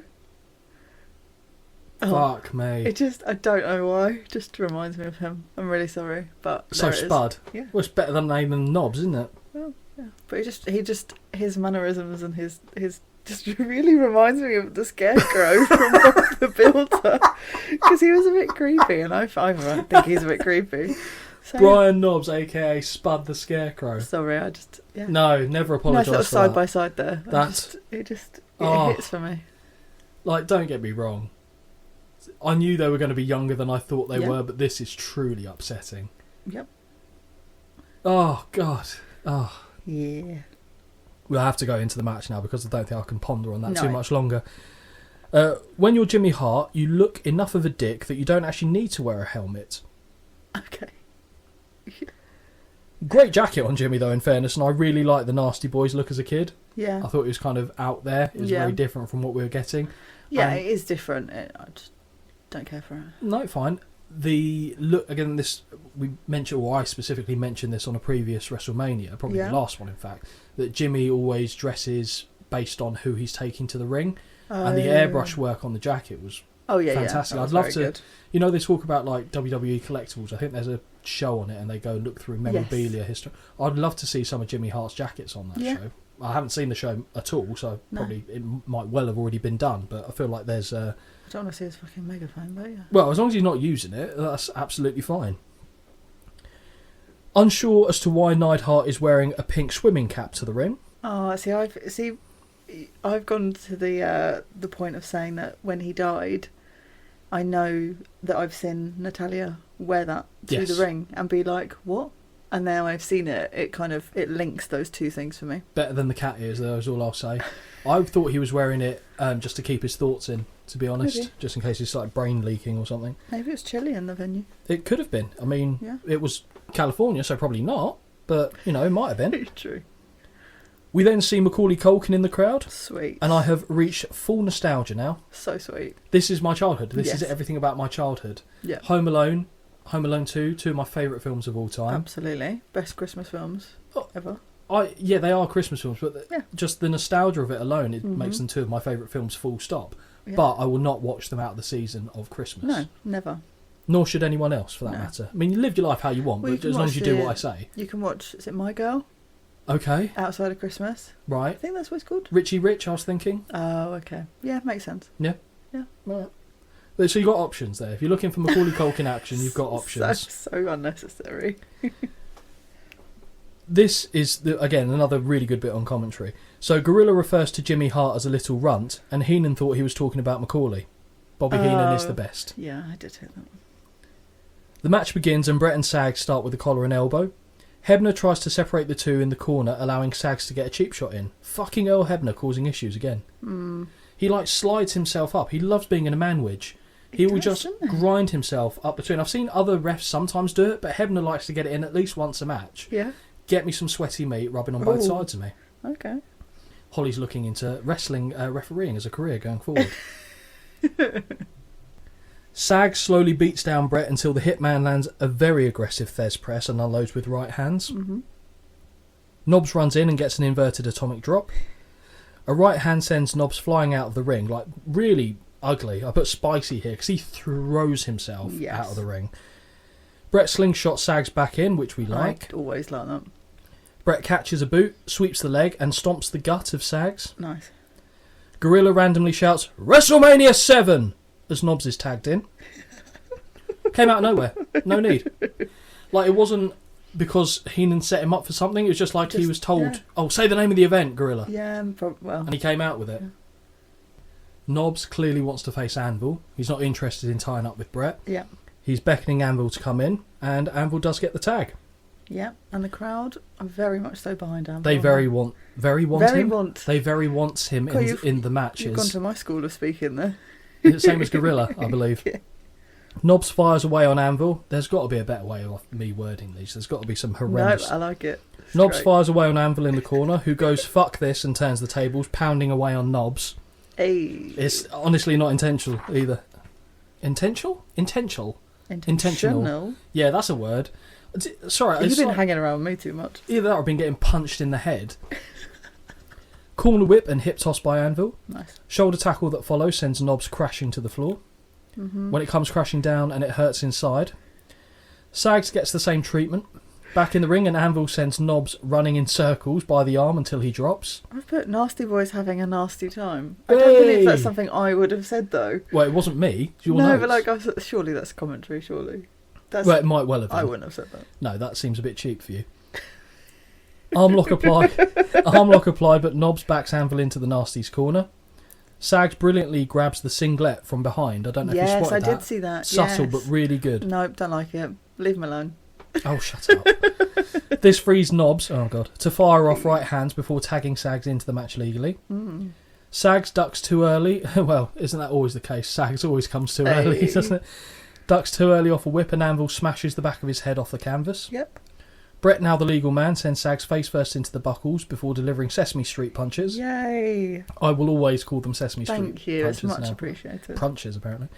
Gut punch and side Russian leg sweep combo by Hitman, and a second rope elbow follows closely behind. Knobbs interferes more. Isn't that always the story as well? I've literally just put Knobbs annoying. Fair enough. That's all I've put. This is where I get agitated with wrestling, and I know it's the whole point. You're not wrong though. He is annoying. Knobbs interferes more, but Brett thwarts the first attempt. Second one does drop him, however. Sags with a clothesline sends Brett out to the floor. Mm-hmm. Anvil goes to check on Brett before chasing Jimmy. Meanwhile, Knobbs had conducted shenanigans by attacking Brett on the floor. Yeah. And that's when I sent you the message, said shenanigans. That would be a good name for a wrestling pub, wouldn't it? Yes. There might already be one, to be fair. Back in the ring, and Sags whips Brett hard into the buckles. Backbreaker by Sags gets 2. You're laughing at your notes again. Oh, I've just put at this point the pace has really slowed down. Massively. Yeah. Sags drops an elbow to the spine and Heenan says, that one delivered to the cervical-nervical part of the back there. Taking the piss. Taking the piss out of Gorilla. Yeah. Camel clutch variant locked in on the Hitman. Yeah. Sags jumps, driving his weight into the back, and then reapplies the hold. Heenan calls Jimmy a pipsqueak, and Gorilla calls him out on that because he doesn't challenge the heels. And Heenan lies and says, no, that was a guy behind me, I didn't say that. Yeah. Knobbs tagged in and he applies the same hold that Sags had. Sags legal and he hits an elbow drop and delayed neck breaker. 2 count off the pin. That neck breaker was actually quite nasty the way they landed, because I can't work out how you can take that and it be safe. No. I'm not a fan. Well, anything that involves the neck. Let's be clear. Pile drivers, suicide dives. No, thank you. What about snapmare? Or a neck snap. You know the thing that Perfect does where you're seated? He runs over and pulls you. Oh, yeah. No? Okay. I don't know. Just anything neck-wise just makes me nervous. No, that's fine. Fans are getting really loud wanting the Hitman to make the tag. Don't they just? Knobbs runs across the ring and twats Anvil. Yeah. Though, what? Twats... Oh, he twats Anvil, though. Excuse me. Series of elbow drops to the back of Hart, and chinlock is back on once more. Bret then powers to his feet and backpack drops Knobbs. Backpack drop? Well, it's kind of his... I put a piggyback drop. So well, yeah, it's the same thing. Yeah. It's not backpack driver or anything like that, but it's as close as I could think of what to call it. Nasty Boys try to prevent the tag, but Knobbs misses a corner splash and Hitman levels Sags with a clothesline. Bret does tag, but shit for brains Hebner doesn't see it. This irritated the fuck out of me, and I know this is the point, but it just winds me up. But again, just going back to the point of Hebner is always being a dick. Did I ever tell you why him and Dave got released from WWE back in the day? Oh, I don't know. Because they were selling basically knock-off merch out the back of their cars at the venues. Really? They got caught, and WWE went, "We're not having that. See you later, God, mate." That's hilarious. Because I know Earl then went and did refereeing in TNA, and I think, although his son was still at WWE for a little bit, he followed him fairly shortly thereafter to TNA as well. Oh. But that's how their time in WWE came to an end. As the ref is shepherding Anvil back out the ring, Knobbs accidentally cracks Sags with the megaphone, and now Bret finally gets Neidhart tagged in legally, and the ref sees it. This, honestly, that bit, I've written, loudmouth throws the loudspeaker to Knobbs, who clatters Jerry with the megaphone. I don't care. Normally that stuff really irritates me. I just don't care. You don't care with this match in general? No, I just didn't care because I obviously saw it went wrong, and I was like, oh. Okay. Ha ha. So juvenile. Anvil body slam throws Knobbs onto Sags, which was actually very good. Yes. Is it Knobbs and Sags? Yeah, it's early in the morning. I'll get my kicks where I can. He then drops both nasties with a double clothesline. Yeah. Back elbow to Knobbs, and a clothesline gets a near fall. Power slam and pin is broken up by Sags, however. Action begins to break down here. Bret chases Sags until the nasties collide with one another in the ring. The crowd are going absolutely nuts here. Really loud. What? No, we'll get to it. Okay. Bret decks Jimmy, and a heart attack connects with Knobbs. Looks like it's going to be over. Jimmy then throws his helmet to Sags, who cracks the Anvil, who's making the cover. Fucking stupid. Bret is being held by Jimmy through the apron. He's holding onto his ankle. And Knobbs drapes his arm for the cover, and the 1, the 2, and the 3. We have new tag team champions. Jimmy Hart then celebrates with the titles the same way I did when I got a Nintendo 64 for Christmas. What did you think of the end of this match, Holly, and what did you score it? Livid. I knew you'd be annoyed. Absolutely livid. Because also, I say this every time as like a disclaimer. I know it's not real, right? I'm aware of this. But it pisses me off when things happen that just aren't fucking believable. If I was there and Jimmy Hart had my ankle, I think I could fucking shake him off, and I'm sure a wrestler. Do you know what I mean? It's just a bit like, make it look believable that you can't get in there and break up that pin. That's what annoys me, when it doesn't look realistic. Well, we'd never know. So Jimmy Hart might have experienced one of those extraordinary strength moments. You know when, like, you see like a child is trapped under a car and the mum lifts the car up to get the child out. Maybe Jimmy Hart was strong enough to restrain Bret Hart and stop the... No? Okay. No, I'm fine. not having it. I'm not having it. Well, you have to have it because that's what happened. What do you score this match? 1.5. What would you have scored it if that end result hadn't happened? Probably 2.5. Okay. Dave, Big Dave, Uncle Dave as you call him. Yeah. Best mate Dave, Bezzy Dave. 3.5 stars. No. I would say 3. I actually thought it was a good match. The ending I didn't like. There's for me, there's too much in it that winds me up. There's too much of the outside stuff, and everything else just irritates me. And the ref shite that I don't bollocks. Honestly, this has really angered me, so I think I just need to move on. I thought the match was pretty good, to be honest. The Hart Foundation, great tag team. Nasty Boys held their own in it. I expected the shenanigans. Every time I see Jimmy Hart, that's just customary. It's fucking annoying. At least he didn't fly off the fucking top rope in this one like he did in one of the other Manias. That Mania still pissed me off no end with the amount of times he got involved. But yeah, I remember as a kid, because I love Bret, this is the time where I started to be a real big Bret Hart fan. Okay. And so I went from, I might have mentioned it before, my first, the person I was a fan of the most as a kid was Ultimate Warrior. Yes. It went from him to Bret Hart. Okay. This was the time where I started to really... Transition. Yeah, well, so when I say my timeline doesn't kind of marry up with how time actually unfolded. Of course. Because 91, whilst I was watching wrestling at this time... a bubba. Yeah, I have no concept of it. I don't remember actively liking the Warrior, but I can understand being told that that's who I was a fan of. But I remember distinctively liking Bret. Okay. So when I started to turn to Bret would have been when I got this video. This would have been me really getting behind him. And I think as well, because of the match that comes later in the show, not long after this actually, my love of the Warrior started to wane because of what happened. Okay. Without spoiling anything, what happened there. See? But this, when I would have seen this, it would have been probably 95. Yeah, around that time. 95 is probably when I would have seen this. 94, 95. So you would have been like, what, 5? 6. Yeah. So I always like to age you with me, but I know that's not the case. So it's basically, I mean, there's a year and a little bit between us, but I consider us to be the same age, and I've aged worse than you, so you've always got that over me. I was livid when I was a kid watching this because I love the Hart Foundation. Yes. The Nasties wound me up. Yes. Despite them having great, specifically Sags had a great Hasbro figure. Right. Speaking of Hasbro figures, Jamie sent a picture the other day because he's down visiting his dad in Devon. Okay. And he found his old box of Hasbro figures. Oh, and he took a picture of them and he said he's going to clear a shelf in his office. And put them up. So I need to maybe consider doing that as well because it's just... You need some more shelves. I do need some more shelves. Or just clear out some of the books and crap and stuff that I need to sell off around the place. But yeah, won't worry about that just as yet. That's hilarious. Once he's done his display, he'll have to send us a picture. He'll definitely send us a picture, but I will ask him specifically to do that. Show us your shelf. Get your shelf out. If that's what you say. I don't say it to everyone, Holly. I don't say it to everyone. From here, we go to Jake the Snake and Rick Martel package. Mm-hmm.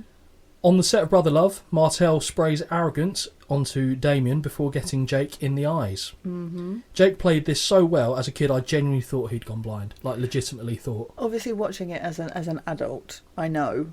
But I even watched it and I thought, they've done this quite well. That, if I was a kid watching this, I 100% would have believed this. Really good. Jake is taunted by Brother Love and the model who slaps him on a future show.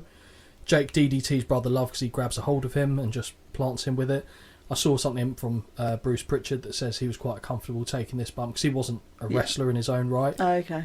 He's got a relative who is, but he said he just knew that Jake was safe and the DDT looked really good. Yeah. And it makes sense as well because Jake is he knows that anyone who he gets his hands on who isn't holding a camera needs to be hit with the DDT. Right. So the fact it isn't Martel, he doesn't care. He just hits one of them. Okay. Which I thought was good. Roberts then interferes in the Martel-Tito match, but misses Martel. Yes. Martel gets away. He kind of mounts and has a little tickle fight with our boy Tito, but nothing comes of that.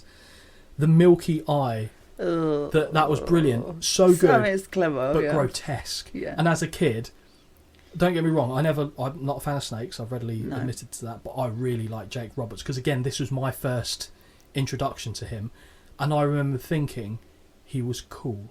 Because he was so calm, collected. The way he used his words, he was a great orator. Fair, he is the only person who delivers a promo that I actually will stop and listen to. Mm-hmm. Everyone else is just noise. Mm-hmm. But I actually will listen. So what he does and what he says, why he does it... It matters. Spot on. Yeah. Spot on. It matters. I'm really happy that... Because it's not a given, even though we've got similar tastes in a lot of stuff in terms of wrestling, we do differ in certain aspects. I'm aware that it's going to take you a while of seeing Bobby Heenan to get levels of appreciation. I know you're not. To get the levels of... And I like Jesse, don't get me wrong. I'm not saying Jess was bad, but Heenan to me is the pinnacle. You gave me Jesse and then you take it away. But we're getting him in the next episode. You're going to dangle the carrot again and then take him away again. Always dangle my carrot for you. But with... Just in general, like Jake's whole persona resonated with me even as a kid.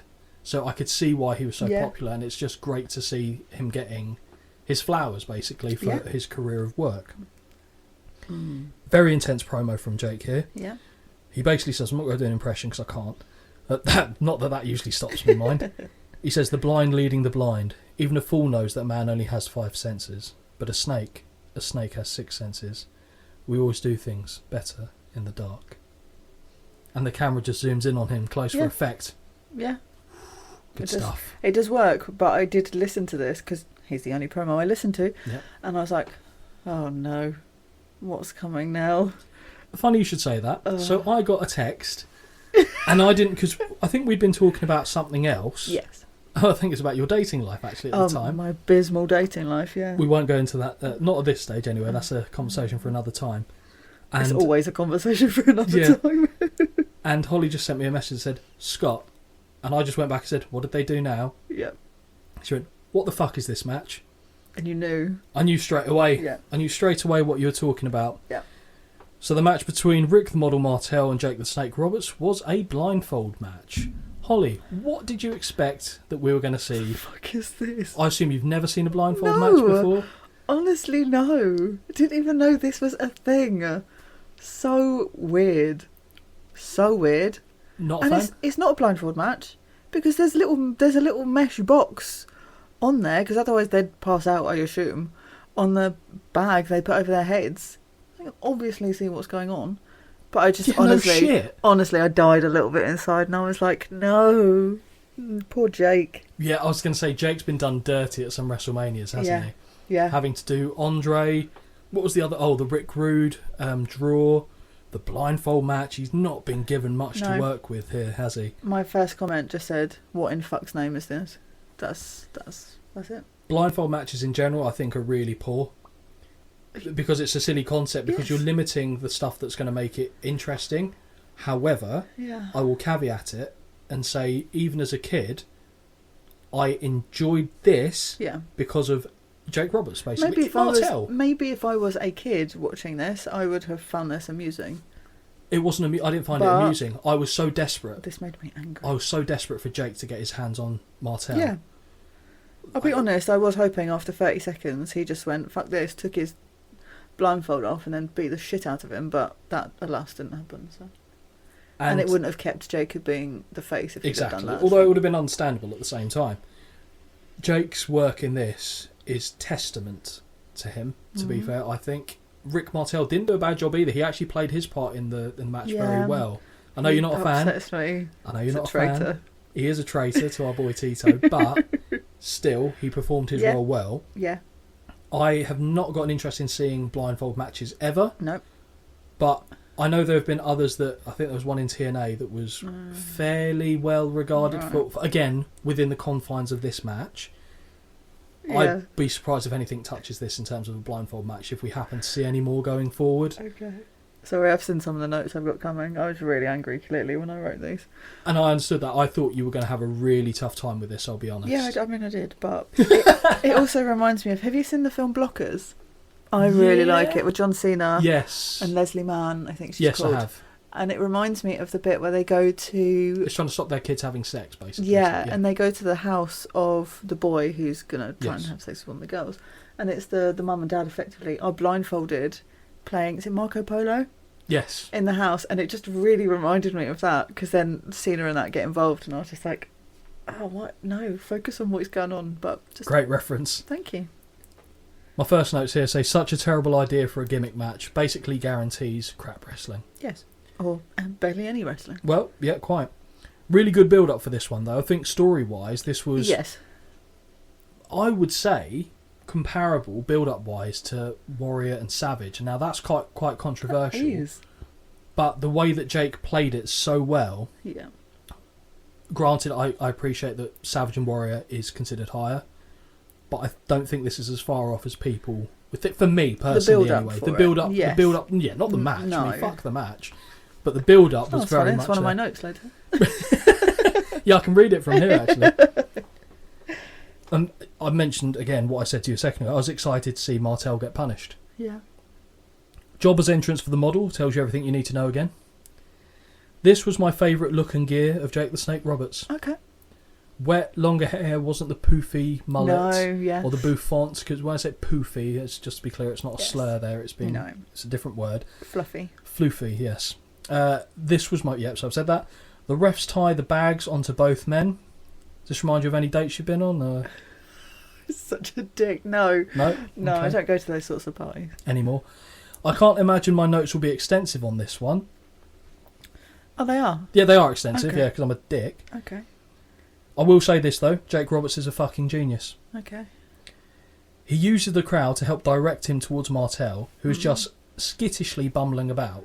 Yeah. I like where he's basically, I'll describe what I'm doing here. So Jake's putting his hand in the air to signal the crowd to quiet down. Yeah. And then he will point in a direction, and then it's like pantomime. Yes, this is exactly what this is. And if the crowd start to be a bit confusing, Jake kind of signals he's putting his hands to his head, as in like covering his ears, stop that, and then he'll wave his hand to signal stop, and then he'll start pointing again and rotating round. Yeah. Really clever. I mean, it's great crowd participation, but... Well, it's not good wrestling. We're not claiming it's good wrestling, no. but I can only evaluate what I'm seeing here, so I'm going to give credit where it's due, but I'll readily say this is a stupid fucking match. Yeah. In general. Just the gimmick itself doesn't work. Just doesn't work. Jake eventually touches Boots with a crawling Martel and pounces on the ankle. Martel scrambles away but backs into a kneeling Roberts and falls over him. Martel then clubs away at Jake. Quite an amusing moment where Martel whips him and into the ropes, and Jake just walks off as the model throws a tantrum, realising how fucking stupid he's been. Yeah. Jake settles the crowd, which is what I was referencing earlier, so they can clearly indicate where Martel is by pointing. Brilliant. Like ships in the night, they look to pass, but they graze each other. I think it was backside to backside, I believe. Oh. But both men charge wide of the mark. Martel runs right into the ropes and takes a pratfall off his. Yeah. Martel throws kicks at the air, which again I found quite amusing. The model hits a body slam, but his elbow drop finds nothing as Jacob walks off about 30 seconds before he drops the elbow. Oh, yeah. I chuckled. Gorilla. Another not so clever manoeuvre. Heenan. I can't hear you. Jake nearly grabs the ref. Martel does molest the ref here, and Heenan says that bringing a shirt would have been an excellent idea, like a great strategy. Just put a t-shirt on, because then every time he touches you, they think you're the ref. Yeah, fair. Very good by the brain. My next point just says, how the fuck long is this? Well, I'm most of the way through the notes, so we've done well. Jake claps to draw Martel his way, which again I thought was clever, and the fans get confused on the plan and start clapping too. Oh, yeah. So Jake, like I said, Jake's going, like, come over here, because it will draw the attention, and then he moves knowing that where he's clapped so he can go back there, but the crowd just think he's trying to drum up their support. Stupid people. Humanoids, as Bobby would call them. After that, so plan to clap 2. Yep, Jake does get Martel now, but he again scampers off. We start to get DDT, DDT chants. Martel touches Damien's bag and stumbles back towards Jake, but once more escapes. Side headlock now by Jake, but he is pushed off, and when they collide, Roberts falls out the ring. Again, that was quite a good spot, I thought. This is the only thing that I thought about when they did this, was that if you are taking falls out of the ring and you actually can't see, like that's where my confusion went, because I was like, Carl, you're literally just falling naturally here, because you can't prepare, cause if you don't know. But they can see, obviously. Exactly. But that was it. That was the highlight of the whole thing for me. Okay, so this is what they're doing when they can see. Imagine if they couldn't see, how stupid it would be.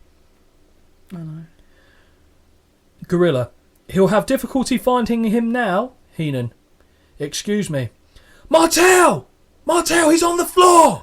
He's on the floor! Brilliant. I think we get a will you stop by Gorilla. Martel goes to the floor, grabs a chair and begins prodding the air. I found this amusing. He eventually backs into the ring post and swings the chair off it. As he does that, he's nursing his hands because of the reverberation. Oh. Jake pulls him back in the ring because he heard where the sound was. Yeah. And he could see him. Backbreaker by Martel, and he applies the Boston Crab, which the Boston Crab is his finishing move, if you remember him doing it to Coco at last WrestleMania. Jake uses the ref to help him escape, so he climbs up the ref's knee and then powers out of it. Yeah. Jake hits the DDT, but for a moment struggles to find him. But when he hits the DDT, the crowd explode. Yes, they do. That's all they want to see. This was the only bit where I think Jake was a bit dumb. Okay. Because he hits the DDT. You know where you DDT'd him. Oh, yeah, Why are you grabbing... He's reaching for the side he didn't DDT him on. I did, I understand it, but I thought that was a little bit off. He then does drape his hand over. 1, 2, 3. Thank God. This one is over. Jake smashes up the Arrogance Atomizer before dumping Damien on Martel, who flees, and rightly so. Holly, what did you score this... I want to say match. We'll call it a match. I gave it 0.5. That's it. There was no, I can't even. I gave it 0.5, and that 0.5 goes solely to me liking Jake a little bit more for doing that match, I'll be honest. I thought you were going to say 0 stars, which is what Dave gave it. Yeah, if I'm not mad at it. But imagine, so Dave is known to go into the minuses, and Dave didn't give this a minus. Yeah. Which I think, again... I don't understand that, but it speaks to the credit of it. I think that deserves more credit. I would actually give it 0.75. Only because, not because it's a good match, but the way everything went into it, good. The build-up was good, but build-up was good. For this is as good a version of this match as you're ever going to see, I think. If I see something otherwise down the line... I'm happy to not watch one ever again. Well, me too. Me too. But now, obviously, someone's going to hear that and then suggest it for us. I think, 0.75. And I'm aware I'm being generous. Yeah, okay. Fortunately, that's now in the rearview mirror, Holly, so you can breathe a sigh of relief. A sigh of relief as well. Yes. Breathe whatever you like.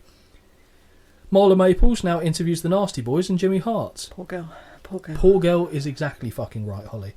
Nasties are celebrating with some fizz, and Sags robs a kiss off Marla. That was uncomfortable. The Mountie, Dino Bravo, and Earthquake all enter the shot, and the bubbly is flying everywhere.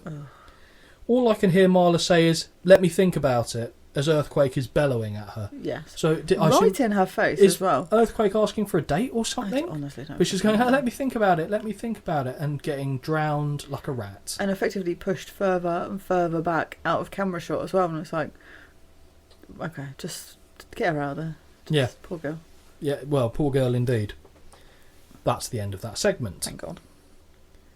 Match time.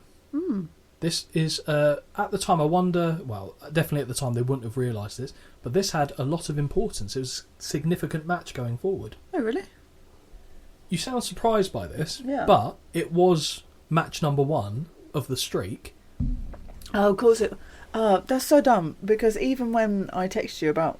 I don't know if it's the next match or whatever, saying, I only knew one result from this whole thing, and you went, did you? And I was like... No, of course I fucking didn't. Because yes. The match we're referring to is Superfly Jimmy Snuka taking on The Undertaker with Paul Bearer. Yeah. Funny note here, I actually originally wrote with Paul Heyman and crossed it out and put Bearer. Yeah. So Jimmy is treated to a borderline jobber's entrance, and we then hear the first gong of WrestleMania. Yes.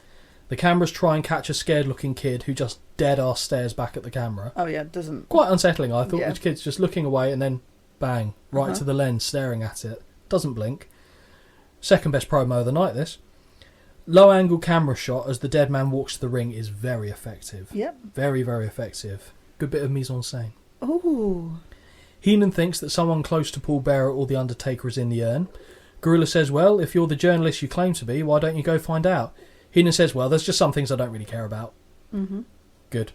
Excellent response by the Brain. Yes. Very good. I assumed... When you were seeing this match, you must have gone, well, Undertaker obviously wins because of the streak, or did you not?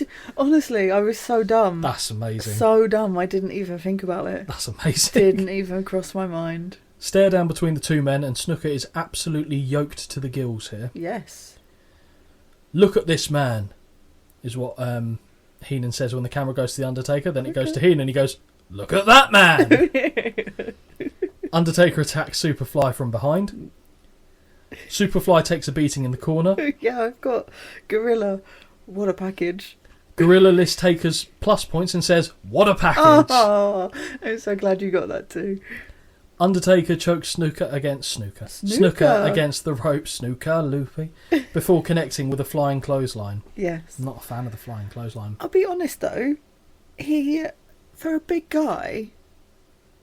It does always amaze me how much air he gets. Yeah, I'm not saying that it isn't impressive. Certainly in his younger days, that he could do stuff like this. It is physically impressive. Yeah. Does it need to be done? No, because you'd think he would have more impact if he planted his feet and got his weight behind it. Fair. That was my issue. Yeah. But as far as his flying clotheslines go, this was fine. Yeah. I just don't particularly care for him doing that move. More choking in the corner as Heenan asks what the gloves are for. And Gorilla says maybe he just likes gloves. Fine. Fair enough. Taker gets whipped into the corner, but has the boot up as Snuka charges, sending him to the floor. Under Super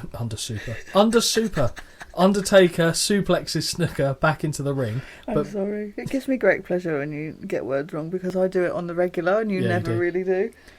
I do a lot when I'm doing these recordings, apparently. Undertaker suplexes Snuka back into the ring, but misses an elbow drop as Bearer cradles the urn. Mm-hmm. Snuka begins firing back, but Taker ducks a crossbody, which was actually quite good. Yes. And Superfly goes over the ropes to the floor. I like the rebound that he got as he went over the ropes to the floor. Snuka then springboards back in, which surprised me. Wasn't expecting him to do that, and Taker catches him, but he catches him at an awkward angle, though. He hasn't got the strength to then power him up into the tombstone. So he puts him down and then adjusts before delivering the tombstone pole driver, which you're not a fan of the tombstone. No, thank you. And this earns him the pinfall victory, and he goes to 1-0 at WrestleMania. Yep. The first victim of the streak is Superfly Jimmy Snuka. Yeah. What do you think of the match? It was okay. Bit short. Yeah. But, I mean, I've given it a 1.5 because it had some good content in there. I feel like there's some matches that are longer that could have been shorter, so this one could have been a bit longer. But also, I don't mind. I'm okay with it. It's fine. I thought they got the length right on this one because they're still building Undertaker up to be so he was the dominating force. New. So he had debuted at the Survivor Series the year before, so that was November. Okay. This is the end of March. Yeah. And by October, November this year, he's going up against Hogan for the WWF title. Right, okay, so he has a very quick build, but... He does. Okay, that makes sense then as to why so it made sense to keep it fairly short for that. Big Dave gave it 1 star. Oh, okay. I agree with Dave, just because it was fine. I feel like for me, when it's shorter and there is content there, you're going to get points. Yeah, but I don't begrudge your score. Yeah. Don't begrudge your score, but I do lean more towards Dave in this instance. Yeah, fair. We now get a Randy Savage and Ultimate Warrior package. Hey. Savage jumps Warrior and drives the scepter. The king stick. The royal... I couldn't remember what you called it, so I put royal stick for Holly in brackets. Yeah, king stick. Into the throat from the top rope. Sherry is on her knees and is begging Warrior to give Savage a title shot. He says, no, to her face, and she's like, leaning back. It's very weird. We now see Savage cost the Warrior the WWF title at the Royal Rumble. Heenan spots Elizabeth in the crowd just before they go to the match, and the cameras go to her, and Heenan says she must be there to see Savage lose. Right.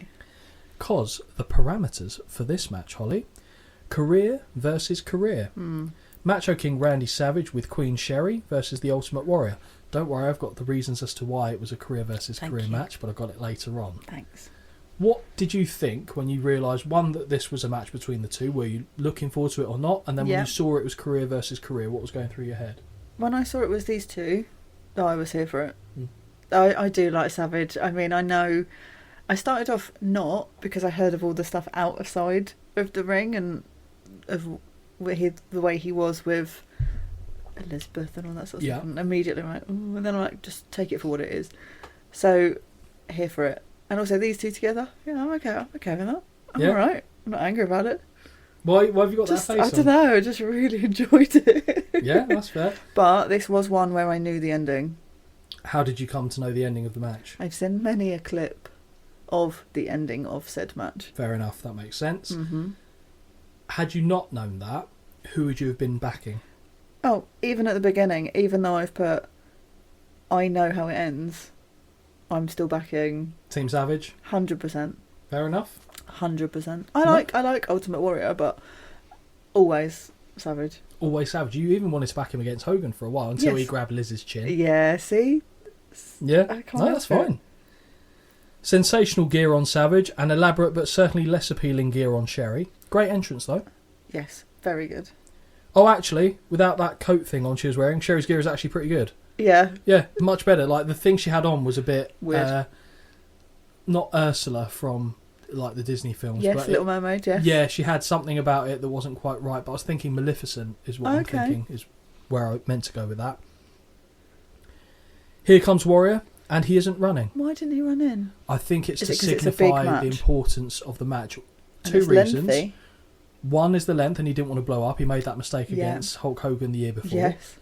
And two, I think it also emphasises that this is a different ball this game. Is serious. This is this thing. Has, and that's kind of linked into his gear that we see in a moment. I don't know if you commented on it. No, I've literally just put absolutely epic gear from both people. Yep, 100% agree with you on that. Heenan asks if it's the real Warrior for that very reason, because he's not running. Oh, okay. Brilliant attire on Warrior, who has choice words for two fans that try and yank on his jacket. He goes, "Get off!" Oh, really? Yeah, which is fair, because fuck them. Sorry, I've also put, you might mention this anyway, the pitch of the screams. If you thought the screams were loud when the Rockers took their tops off, the pitch of screaming when Warrior takes his jacket off is ridiculous. He's a big beefy boy. It's ridiculous. Who would you have screamed more for? Ultimate Warrior or the Rockers? Ooh. Well, Ultimate Warrior, because I probably would have sunk a few beers as well by that point, so the volume would have just got louder. But yeah, fair. But yes, I mean, come on. Yeah. I funny enough, in my head, I was thinking you weren't of drinking age when you were celebrating this week. I'd have sunk some beers. Like, okay. No. Changes the parameters slightly. The airbrush work on this outfit is as good as it gets, quite frankly. Brilliant work. And this is the bit I mentioned, I don't know if you spotted this. His tights has a picture of the world title on the back and words around it that says, "means much more than this." Yes, I did actually see that. Yes, I did. Very clever. On it, but I did. Warrior clearly the fan favourite as both men play to the crowd here. The match starts with a collar and elbow, as all good matches do. Clean break, but on the second, Savage is sent sailing across the ring and he has a look of concern on his face. So he should. Just spotted Trump front row here. Oh, did you? Yeah, this was the first time I'd actually clocked him. Savage with the knee and clubbing blows, as well as a face rake, because it wasn't really just an eye rake. Warrior with a shoulder tackle and Savage rolls out the ring. Mm-hmm. Sherry distracts Warrior, allowing Savage to blindside him. Big clothesline by Warrior off a whip reversal. Powerful chokelift by Warrior follows. That's very impressive. Isn't it just? I thought I put insane there. Inverse atomic drop and a delayed regular atomic drop. Mm-hmm. Sherry with a guttural "No!" from the outside, like when Luke Skywalker finds out that Darth Vader is his dad. Oh, I wouldn't know. You need to watch those. Another chokelift sends Savage into Sherry, who has entered the ring, which, fine. Yep. Savage gets momentarily tied up in the ropes, the Andre spot, as a result of Warrior's punches. I've literally got Randy does an Andre. Yep. Gut punch off a whip. Warrior ducks too early, eats a kick and a flying clothesline. Mm-hmm. Savage goes up top, but Warrior catches a flying crossbody with ease. Mm-hmm. Very impressive. Doesn't even move. Before placing Randy on his feet and slapping him. Big fan of that. Yeah. Really big fan of that. Savage then takes a powder. He's so angry he doesn't know what to do with himself. I know that annoys you, but I think you'll allow it here. Annoyingly, this is the exception. Yeah. Yeah. Macho King removes someone from their chair. Well, when I say removes them, he throws them out of their chair and throws it into the ring. Hebner quickly removes it, but it allows Savage to once again blindside Warrior. Mm-hmm. But it's short-lived as Warrior drops him with big right hands. Warrior unloads with Sesame Street kicks in the corner, as we are once again shown Elizabeth. So he was doing the kicks in the corner, the crowd were counting. That counts as Sesame Street to me. Absolutely. More right hands, but Warrior misses a corner splash and goes over the top rope into the floor. Yes. Lovely camera angle as Sherry picks Warrior up and strikes him in the throat. I knew you'd pick up on that. I've literally felt, oh, Sherry's arse. Yep. Yeah, that's all the we're getting cameraman right knew now. exactly what he was doing. And he don't move. Yep. Yeah, well done. Savage with the top rope axe handle to the floor, which we're so accustomed to seeing him do. Yeah. Sherry then knees the Warrior, rakes the eyes and the back before Warrior shoves her. Yeah. Fair enough. Yeah, I mean, she's... She started on him. Just give her a shove. He didn't punch her. No, he just shoved her away. Fine. I've not got an issue with that. No. Savage from behind runs Warrior into the ring post. Drink. Sherry once more with a big kick. And loses a shoe over it as well. Well, she's wearing... Of course she loses a shoe. It's not the first time she loses a shoe either. No, but some are intentional. Well, yes. Back in the ring and Savage hits a body slam before a knee drop and a 2 count. Nice. Savage looks for the neck breaker, but is countered into a backslide pin for a near fall. I did wonder then. I went, oh, another. No, okay. Savage then spits at the Warrior. Yeah, I don't like that. He looks to take another powder, but Sherry's distraction fails as Warrior catches Macho's boot. Mm-hmm. Clothesline by Warrior, who then hits the ropes like a maniac and goes for a dumb splash, but misses because the thing is, Savage wasn't even facing the right way. Yeah. He would have jumped and cocked him and headbutted him. This is what I don't understand. I've got Warrior runs over and over and over for no reason until Randy actually gets him. And then that's a 2 count. What's the point? 2 count off him missing that. Sleeper hold by Macho King. Boo. Sherry is going fucking nuts on the apron, like halfway in the ring, banging the mat. Yeah. Warrior breaks free and hits a shoulder tackle. Mm-hmm. Double clothesline puts both men down, and the crowd are really, really into this. Yes. Rightly so, though. It's good. 100%. Sherry helps Savage wake up. Right. No.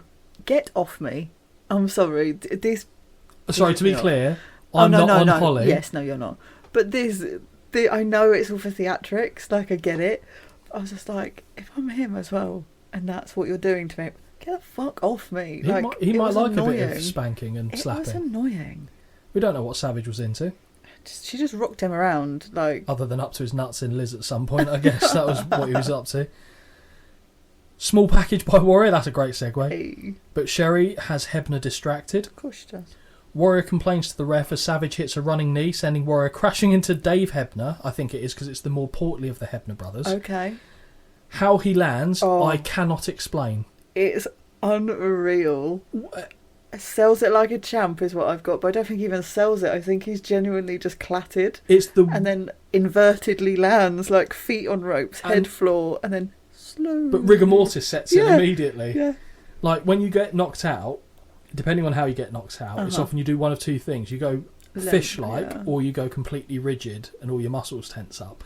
He went with the muscles tensing up, rigidity. So funny. It must just be a Hebner trait. I said, the only way I can describe it is like when a goat is surprised and goes completely rigid as it falls. Have you seen that? Yeah. And then they just kind of... It's brilliant. Yes. Inhuman, whatever it is.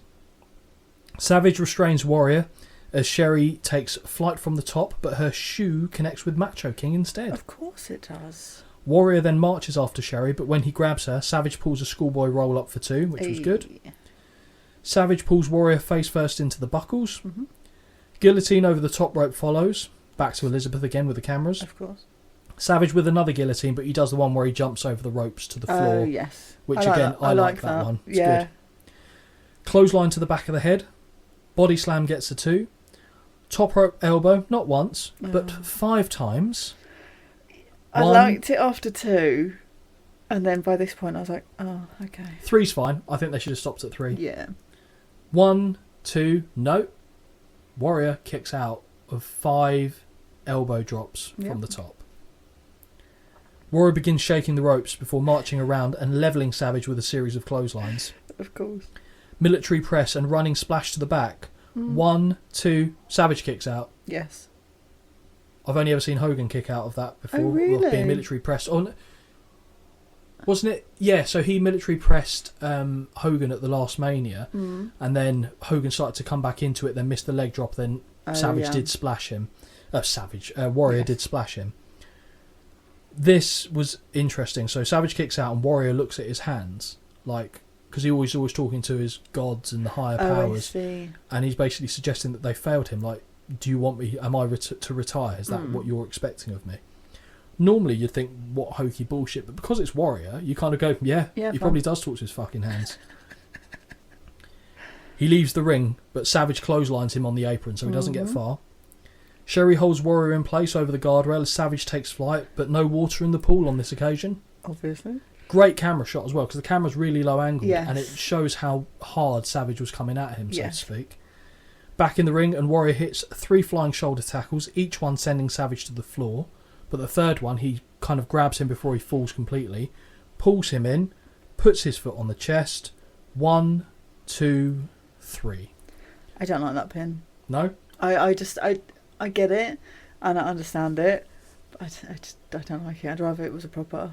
And Warrior the whole time has got his fingers pointing to the sky. That's it. And for all intents and purposes... Yes.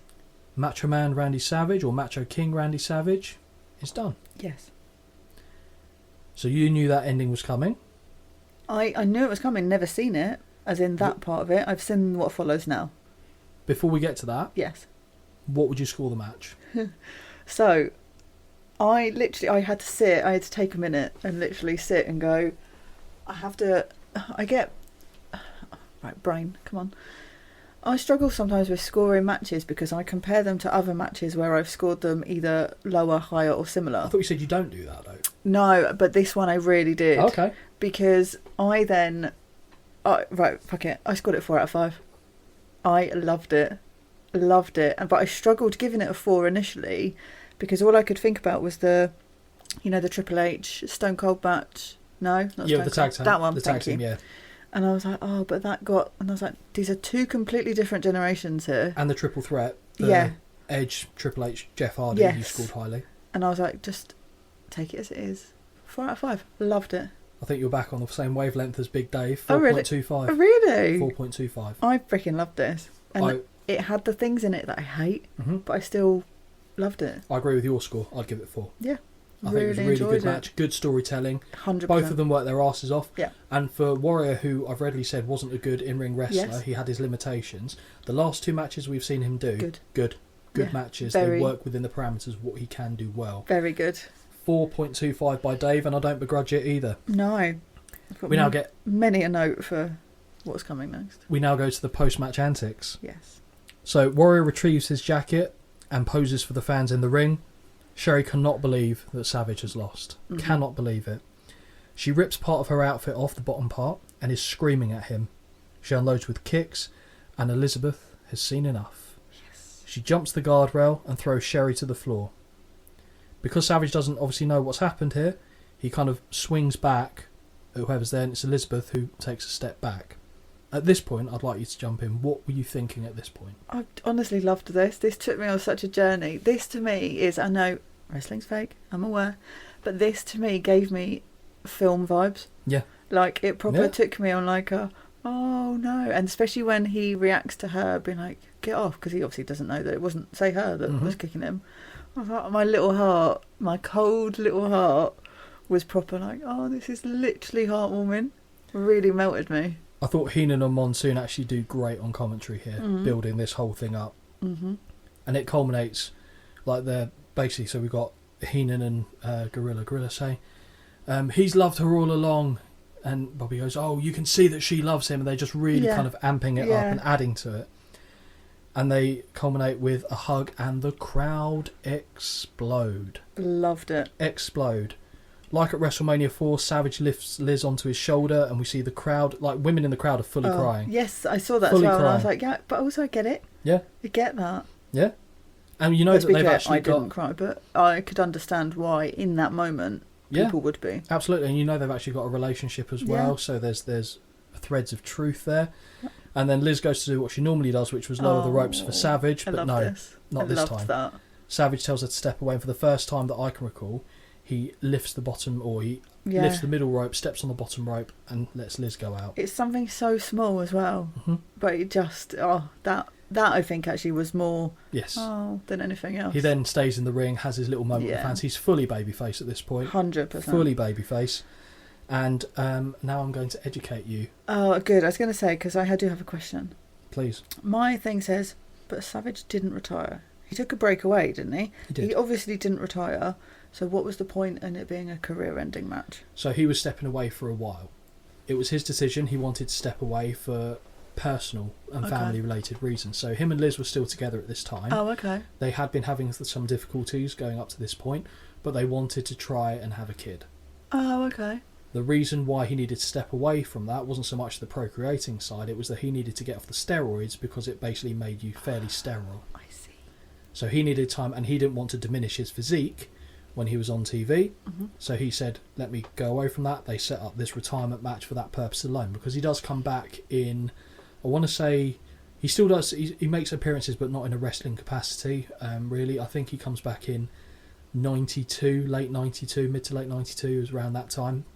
But he changed his attire because he was self-conscious of his physique. He started to wear like not the vest top, but like the all-in-one that goes into the legs as well. So he had his tights on that goes into, like, when I say a vest, like a unitard, but like that was on underneath the ish, but it's all kind of one suit. It looks like, and instead of like a thin strapped vest, it kind of goes to the shoulders because he wanted to cover. It gives the illusion of he's still basically, like big, yes. Okay. And that's why he came back like that. Oh. It was also, to be fair, not long after he came back, in 93. Well, sorry, in the 93 period where Vince wanted to step away from Savage Wrestling at all because he was getting up there in age. And Vince had a thing of as soon as you hit a certain landmark, he wants to find the next thing. Same way he was trying to do with Hulk. He wanted to find someone who was going to take that forward, which was the Ultimate Warrior. Turned out not to be the case. A little bit more backstory on why Warrior wasn't the champion at this point. Obviously, we saw him get the title taken off him by Sergeant Slaughter. It was basically a way of them getting it back to Hulk Hogan without Ultimate Warrior having to be the one to drop it. So business. Also, how's your crowd going to go if you're going to... That would be similar to the match we watched, I suppose, isn't it? Well, exactly. And if Hogan would have won, you could have swung it that way. It could have been the rematch. That would have been pretty good. And I think for a while that was the plan. They were planning on building to Hogan against Warrior at WrestleMania 7, which I think was the initial plan when they were looking to do the LA Coliseum. But with Warrior on top, I think it's been partly to do with him, but as well as I mentioned, like the waning interest in the pro wrestling bubble felt like it had popped at this point, and the house show numbers were diminishing with Warrior being on top. Everything business wise, so the metrics and the financials that they'd look at declined under Warrior being at top. So WWF went, no, we backed the wrong horse here, let's get Hogan back and put him back on top. So that was the reason why Warrior didn't get the type of title run that people were expecting him to, and what the WWF hoped would be the case. Okay. It's funny actually, because you mentioned about why didn't they have the rematch. Hogan's always got a thing where if he loses to someone, which is very rare in itself, he wants to know when he's getting his win back. He has to get his win back, brother. And in WCW, when Hogan was there, he specifically got the company to bring the Ultimate Warrior in so Hogan could get his win back over Ultimate Warrior. I'm surprised he didn't fucking dig up Yokozuna at some point and try and pin him, to be honest. But yeah, that was a little bit of a background onto why this match came to be. Cool. We then get some still images of upcoming matches. Oh, yeah. This will have annoyed Holly tremendously, seeing what is still to come on the show. Yep. We then get the WrestleMania logo with shooting comics flying across the screen. Comets is what I meant. Like the Super Nintendo is what it felt like. Yes, really agreed. Old school. Yeah. Gorilla and Heenan discuss upcoming matches, which allows Heenan to have a dig at Big Boss Man once more. Yeah. Heenan says he would rather have some money than a skirt when Macho King retiring is brought up. Yes, yeah, good. I saw that. I've also just put in there, Miss Jessie. Miss Jessie. Regis then interviews Taker and Paul Bearer. Neither man respond to Regis and instead start measuring him up for a coffin. That was amusing. Regis then says, I'm 6'3", this guy must be huge. He's tiny. Not even slightly amusing, I've put here. Just awkward time filling. And I also said, how arrogant is Undertaker assuming he'd get the business when Regis dies? Oh, I see what you don't. He speaks to the estate. Don't start measuring up the person and then going for that. That's. I mean, I knew nothing of Paul Bearer either, and I'm sure we'll cover it properly like later on. But I didn't realise that he actually was in the funeral business. Yeah, he used to be a mortician. Yeah, interesting. His real name, Percy Pringle. Brilliant. Brilliant. When he managed back in, I think he was based around the Texas area, the South at least. He went under the name Percy Pringle, and he used to have bright blonde hair. Oh, really? Yeah. Okay. But again, we'll cover him in more detail at a later time. Alex Trebek interviews Demolition and Master Fuji. Now it's not Mr. anymore.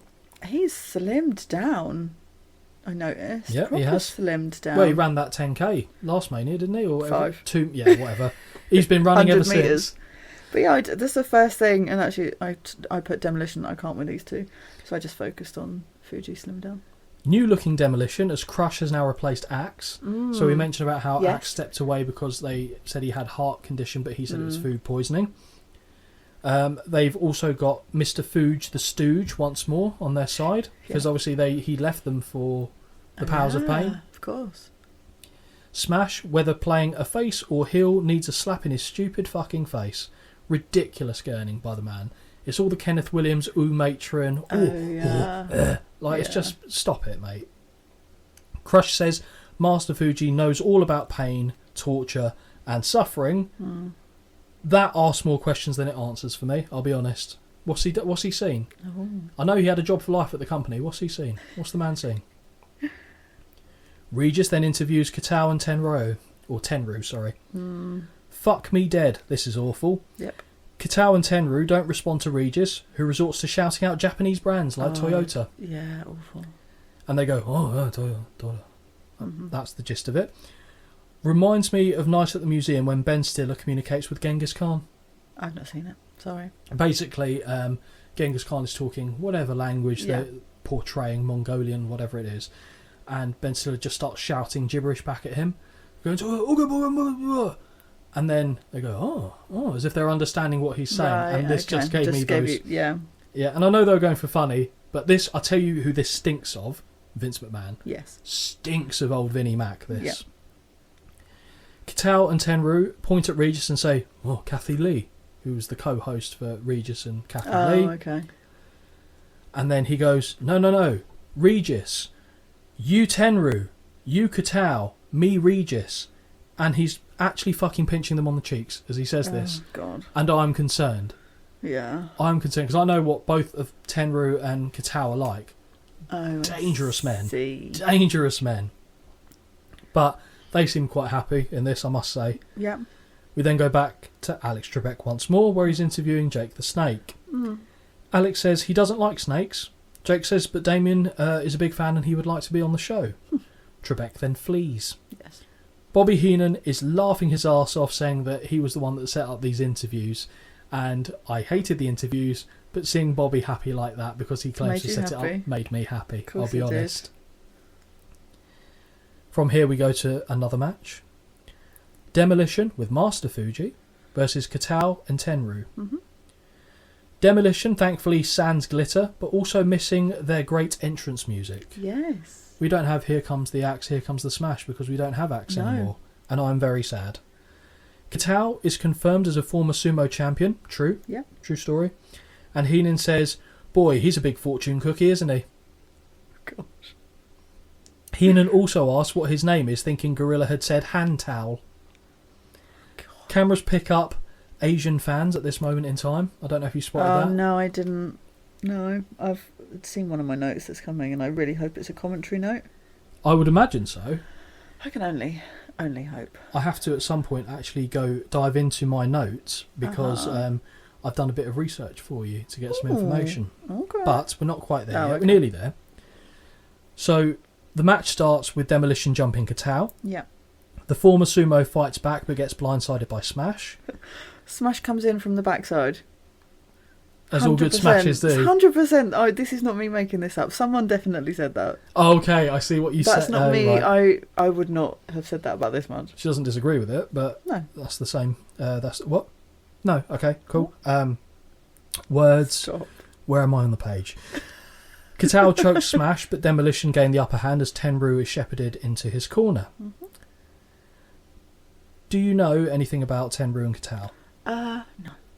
Let me tell you a story okay. about Koji Kitao. He got in a lot of trouble once in Japan. Well, more than once. So when he was doing his sumo career, there's stables, and I don't mean like wrestling stables. It's like kind of the training facilities, and it's a brotherhood, and all the sumos in a particular group have allegiances to each other. Kitao had a massive falling out with the stable master, and I think he attacked the stable master's wife. Was kicked out sumo, who's been disgraced from sumo wrestling, but he genuinely was, I think, a grand champion at some point in time. He then went to wrestling. He had an issue with a company that he was initially in, and at this point in time, you might have seen it on their jackets, they had SWS, yes, which was a spin-off organisation that Tenryu, I think, headed up a lot of the side off, and WWF had a bit of a working relation with them at the time, which is why they were on the WrestleMania card. And they actually did a super show together in Japan. I think they did a few shows in Japan where WWF and SWS worked together.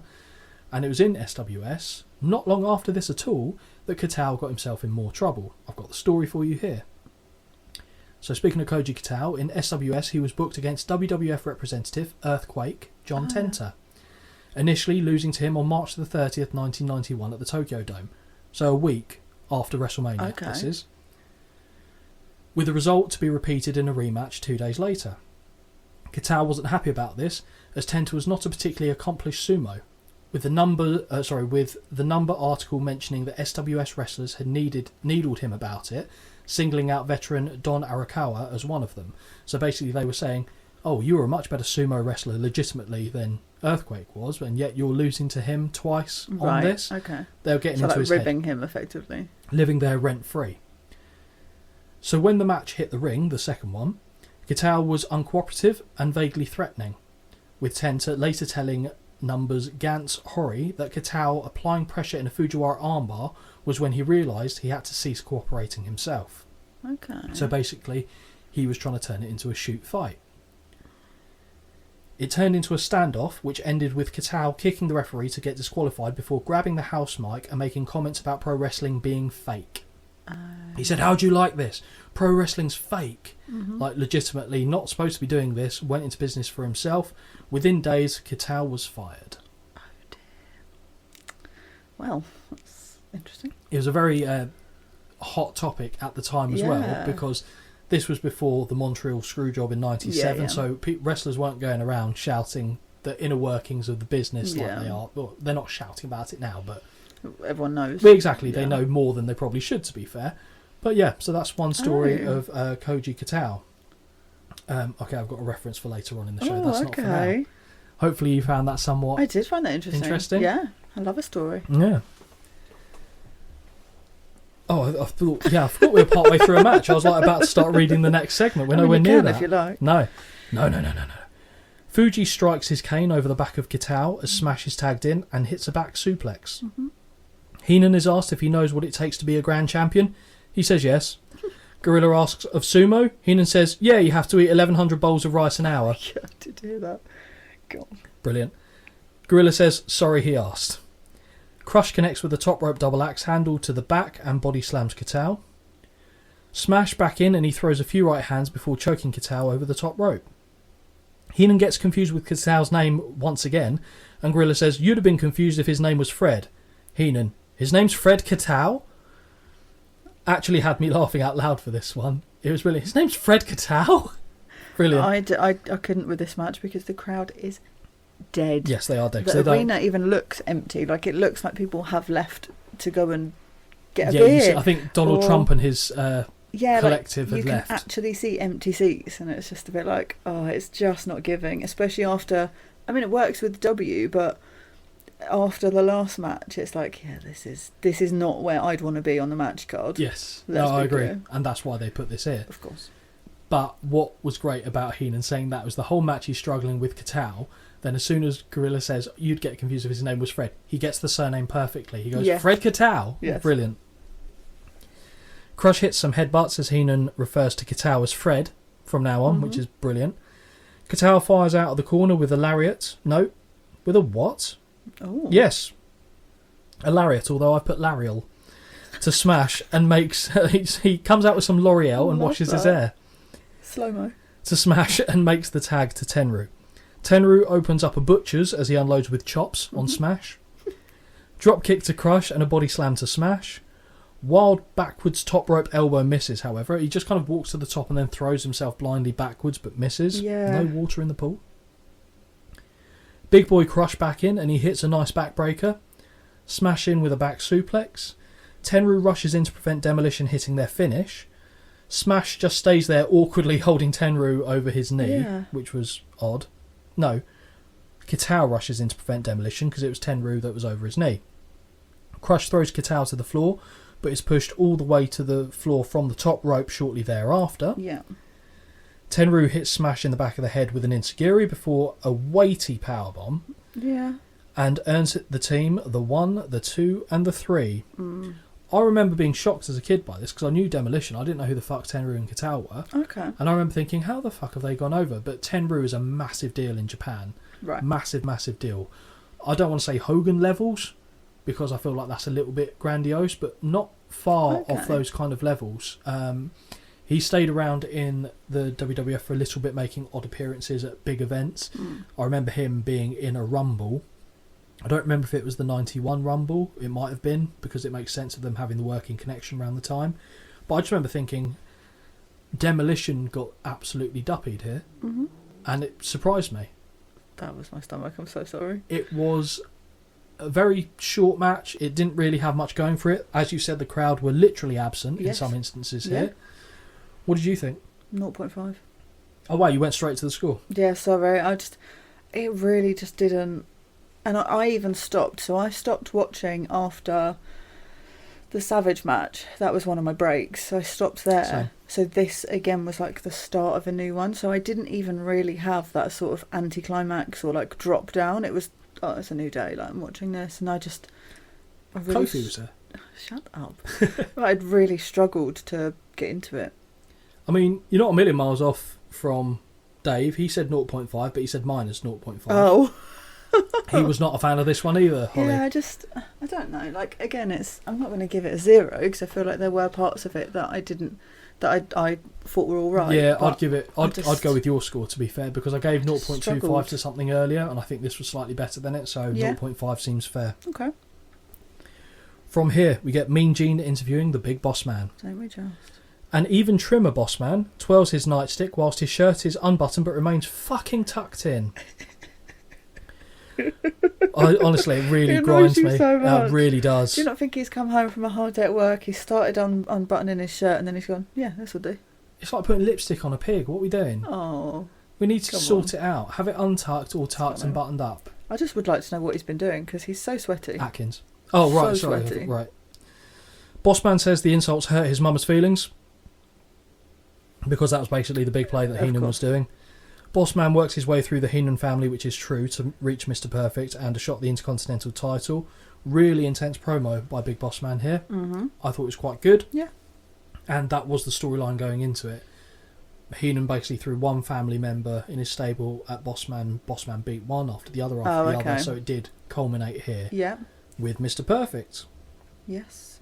Who is also really fucking sweaty. Yeah, but they all wet their hair. What are they doing? Well, are you joking? Like, Reigns and that come out with... Yes, I am joking. Okay, fine, right. Okay, just to be clear, fine. We don't need to have a falling out then. Sean Mooney interviews Mr. Perfect and Heenan. Heenan interrupts Sean and calls him Shorty. He then goes on to slate the LAPD. I've said that Heenan slated the LAPD here. Mm-hmm. Do you know specifically what he's referring to? No. Have you heard of Rodney King? No. Okay, fair enough then. Brilliant, this will be educational. So, on March the 3rd, 1991, basically Rodney King was severely beaten by police officers of the LAPD during his arrest after a high-speed pursuit for driving while intoxicated on the I-210 or I-210. 20, what they say, 20, who gives a fuck? An uninvolved resident, George Holliday, saw and filmed the incident from his nearby balcony and sent the footage. This was massive in the States, and it showed basically an unarmed man being beaten by the police force. Rodney King was also black, so it kind of stirred up like racial tensions and stuff like that. And this event was the same month as WrestleMania. Right. So it was a hot button topic. They're leaning on that, so much like they were doing with the Gulf War, which to be fair, mostly kind of fizzled out at that point, if you can say that about a war. So they were basically using real life events to kind of fuel a story, because it wasn't that Bossman was a corrupt LAPD officer or anything like that, but that was what Heenan was suggesting with his comments. I see, right, okay. Heenan says that he and Perfect will dish out their own version of justice to the law. Perfect cuts a promo saying we won't see him on his back taking 56 free swipes, which again was referencing what happened to Rodney King. He is cool as a cat, the Intercontinental Champion, and he is exactly what he says he is. Perfect. Absolutely perfect. Yeah. And you sit here and say you can hear him saying it. Let's go. Yeah. Okay. It's interesting to know the story behind it, because there's a lot of that promo I just don't listen to. Yeah. Like, I'm watching it, but I don't understand it. That's what I'm here for, to fill in the gaps for you. Sorry, you've lost that. Sorry. Yeah, that's what I'm here for, to smash you. That's the joke I was making. Absolute filth. Big Boss Man versus Mr. Perfect with Bobby Heenan for the Intercontinental title. Now, a treat for Holly, Yay. Which I intentionally didn't mention. Our boy, Lord Al Hayes, joins the commentary team. This made this for me. It really did. I was so excited. Hayes, first thing he says, "There's so much electricity, I'm getting shocked all over." We just love him. Wonderful. Cheeky wink by Perfect on his way out to the ring. Yeah. I made sure I put wink there. Another great singlet on Perfect here. Mm-hmm. Perfect. 100%. I know he's the exception for us. We think he is, to be fair, if not the top, one of the top people I would put in a... Agreed. Perfect throws his towel behind his back at Bossman. Mm-hmm. Bossman catches it. wipes his sheriff's badge and throws it back in Perfect's face. Mm-hmm. Sheriff's badge meaning arsehole, in case you were Thank you. unsure. Excellent. I put here, really like that. Yeah. Perfect then throws it back at Bossman, who grabs it and paintbrushes him with it. Oh, which yeah, was yeah. also very funny. Yeah. Now they trade spit. Less funny. This is vile. Less funny. No, thank you. Gross. Sorry, it's just that gross. It is. No, it's not. Yeah, it's not hygienic. And it's vile. No. Yeah, but it's not good.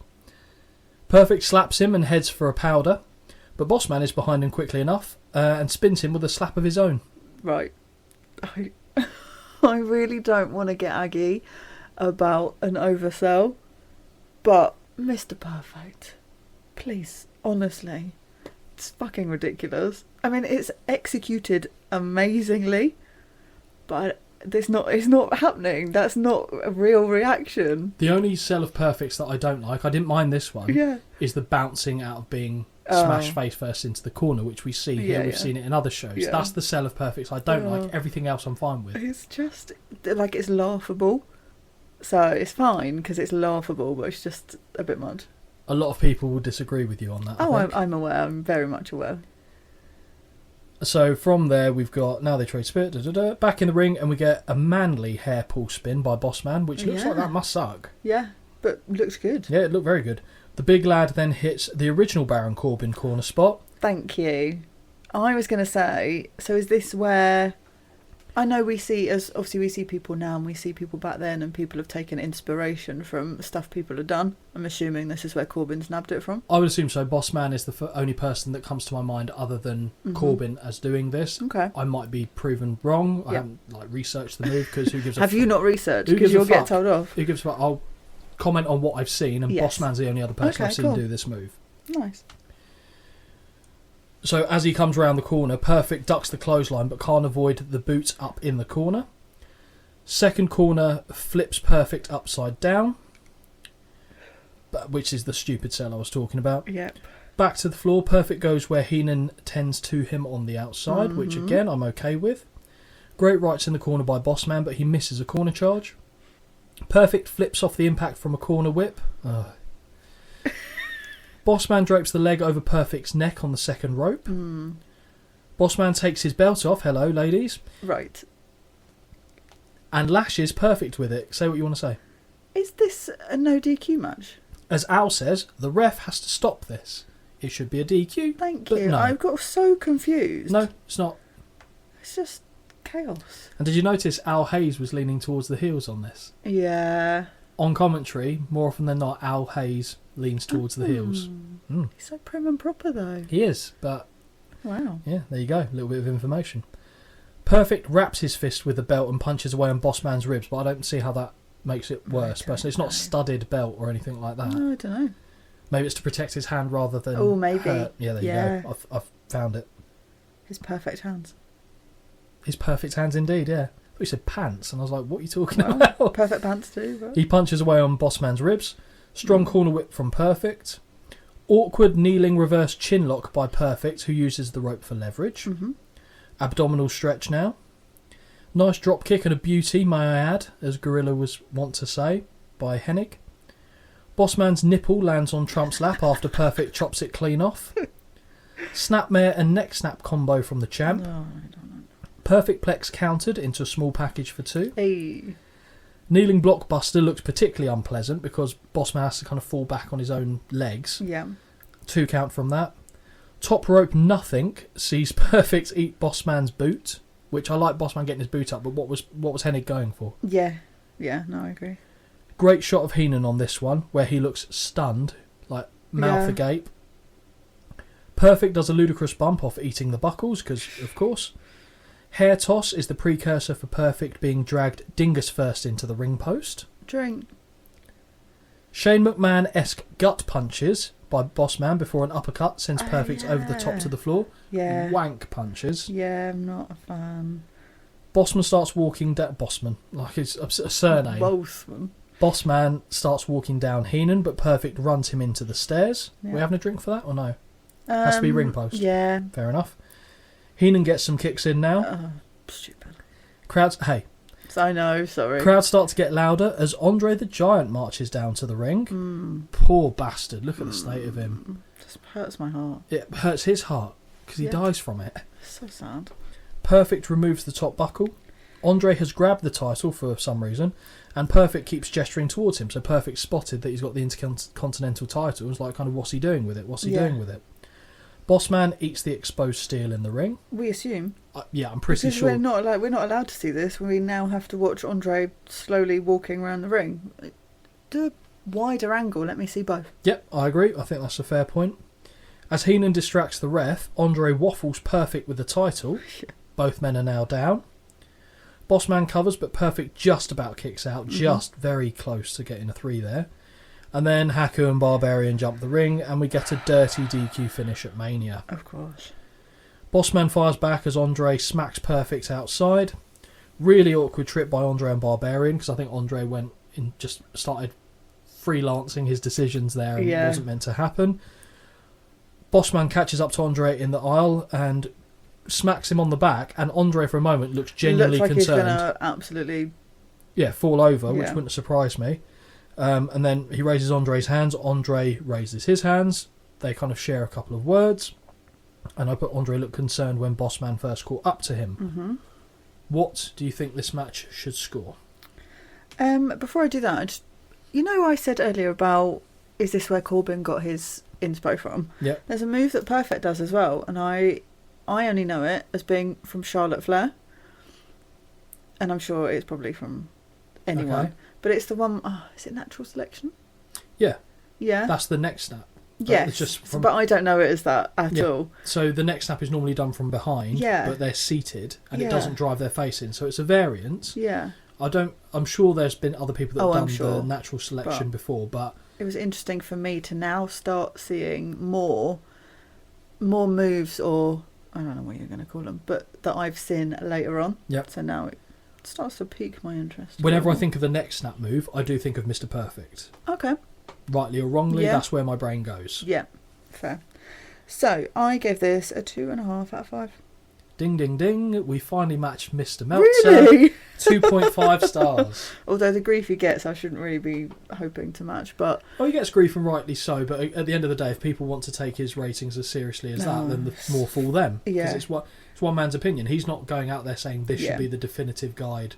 It's just what he thinks. I actually really liked this match. I was a bit confused why there was no DQ after about 30 seconds. Agreed. I hate the ending though. Agreed. Which we know. But what I saw, I enjoyed. If actually more so the ending than anything else. If it had have had a proper ending, 3. I 100% would have given it a 3. Yeah, I think I'd have gone 3 as well. I didn't like the ending. Never a big fan of that kind of stuff, especially at a WrestleMania. No. That has always annoyed me historically, and will continue to do so anytime I see something like that. And I do like Big Boss Man's music, so here for it. Yeah, sounds like, I don't know what it sounds like to be fair, but it is solid music of the era. I'll give you that. Yeah. Go right into another match. Mm-hmm. Well, is it? Is it? Yeah, quite. Earthquake comes to the ring with Jimmy Hart against and now face Greg the Hammer Valentine. What a cheer! I know we miss stuff obviously in between. He's not part of the Rhythm and Honky Blues. Hammer anymore. The Honky Hammer is dead. No, he hated that. Yeah, as I said, he wasn't in that for long. Like I said, they even cancelled the Hasbro figure of him that was supposed to do because they split the team up. And I think he basically turned on Jimmy Hart, etc. He is now a face, and he gets a good reception for it as well. But it's this is a bit of a confusing one. It feels like a jobby match because it really does. As Earthquake's coming out, they go, "Oh, cool! Let's go and see what's going on in the crowd." Mm-hmm. So Al Hayes says cheerio on the comms as Earthquake enters the ring. Mm-hmm. Sad times for the Win Twice family, right there. Especially for this match. Leave him on there for here to give me something, please. Mean Gene interviewing Donald Trump in the crowd. Why? I just don't care. He says almost the exact same thing as he did before at WrestleMania 5, except he doesn't mention about the traffic. Yep. But almost word for word, it's exactly the same thing. It's nothing additive there for me. Gene says hopefully they'll go back to Atlantic City for Mania soon. Gene says they have other celebrities in attendance, and we just see a smiling Henry Winkler, who is immediately ignored for Chuck Norris because he's a bigger star. Oh my God, yeah, of course he is, yeah. Chuck says that wrestlers are great athletes and he's worked out with Hulk Hogan. No one asked him. He's been watching since the Gorgeous George days and Argentino Rocker. Now we get a happy Henry Winkler, finally allowed to talk, who looks genuinely pleased to be there. Yeah. From there we get Lou Ferrigno.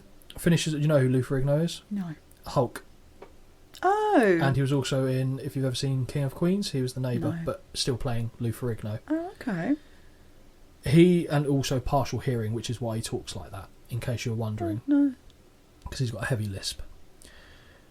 Lou Ferrigno finishes off the celebs portion saying how wrestling is better than the Olympics. Sure. Well, this fucking match certainly isn't.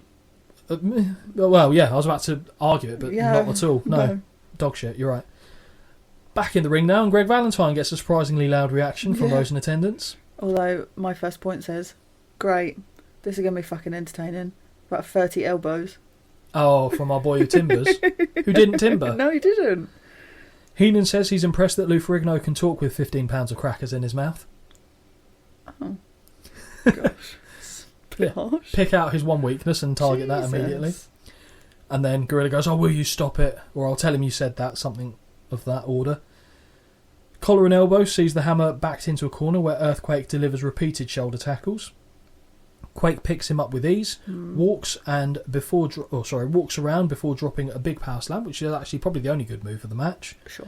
He flexes, which makes me laugh, before a 2 count. Heenan, the more you pound on the Hammer, the more he likes it.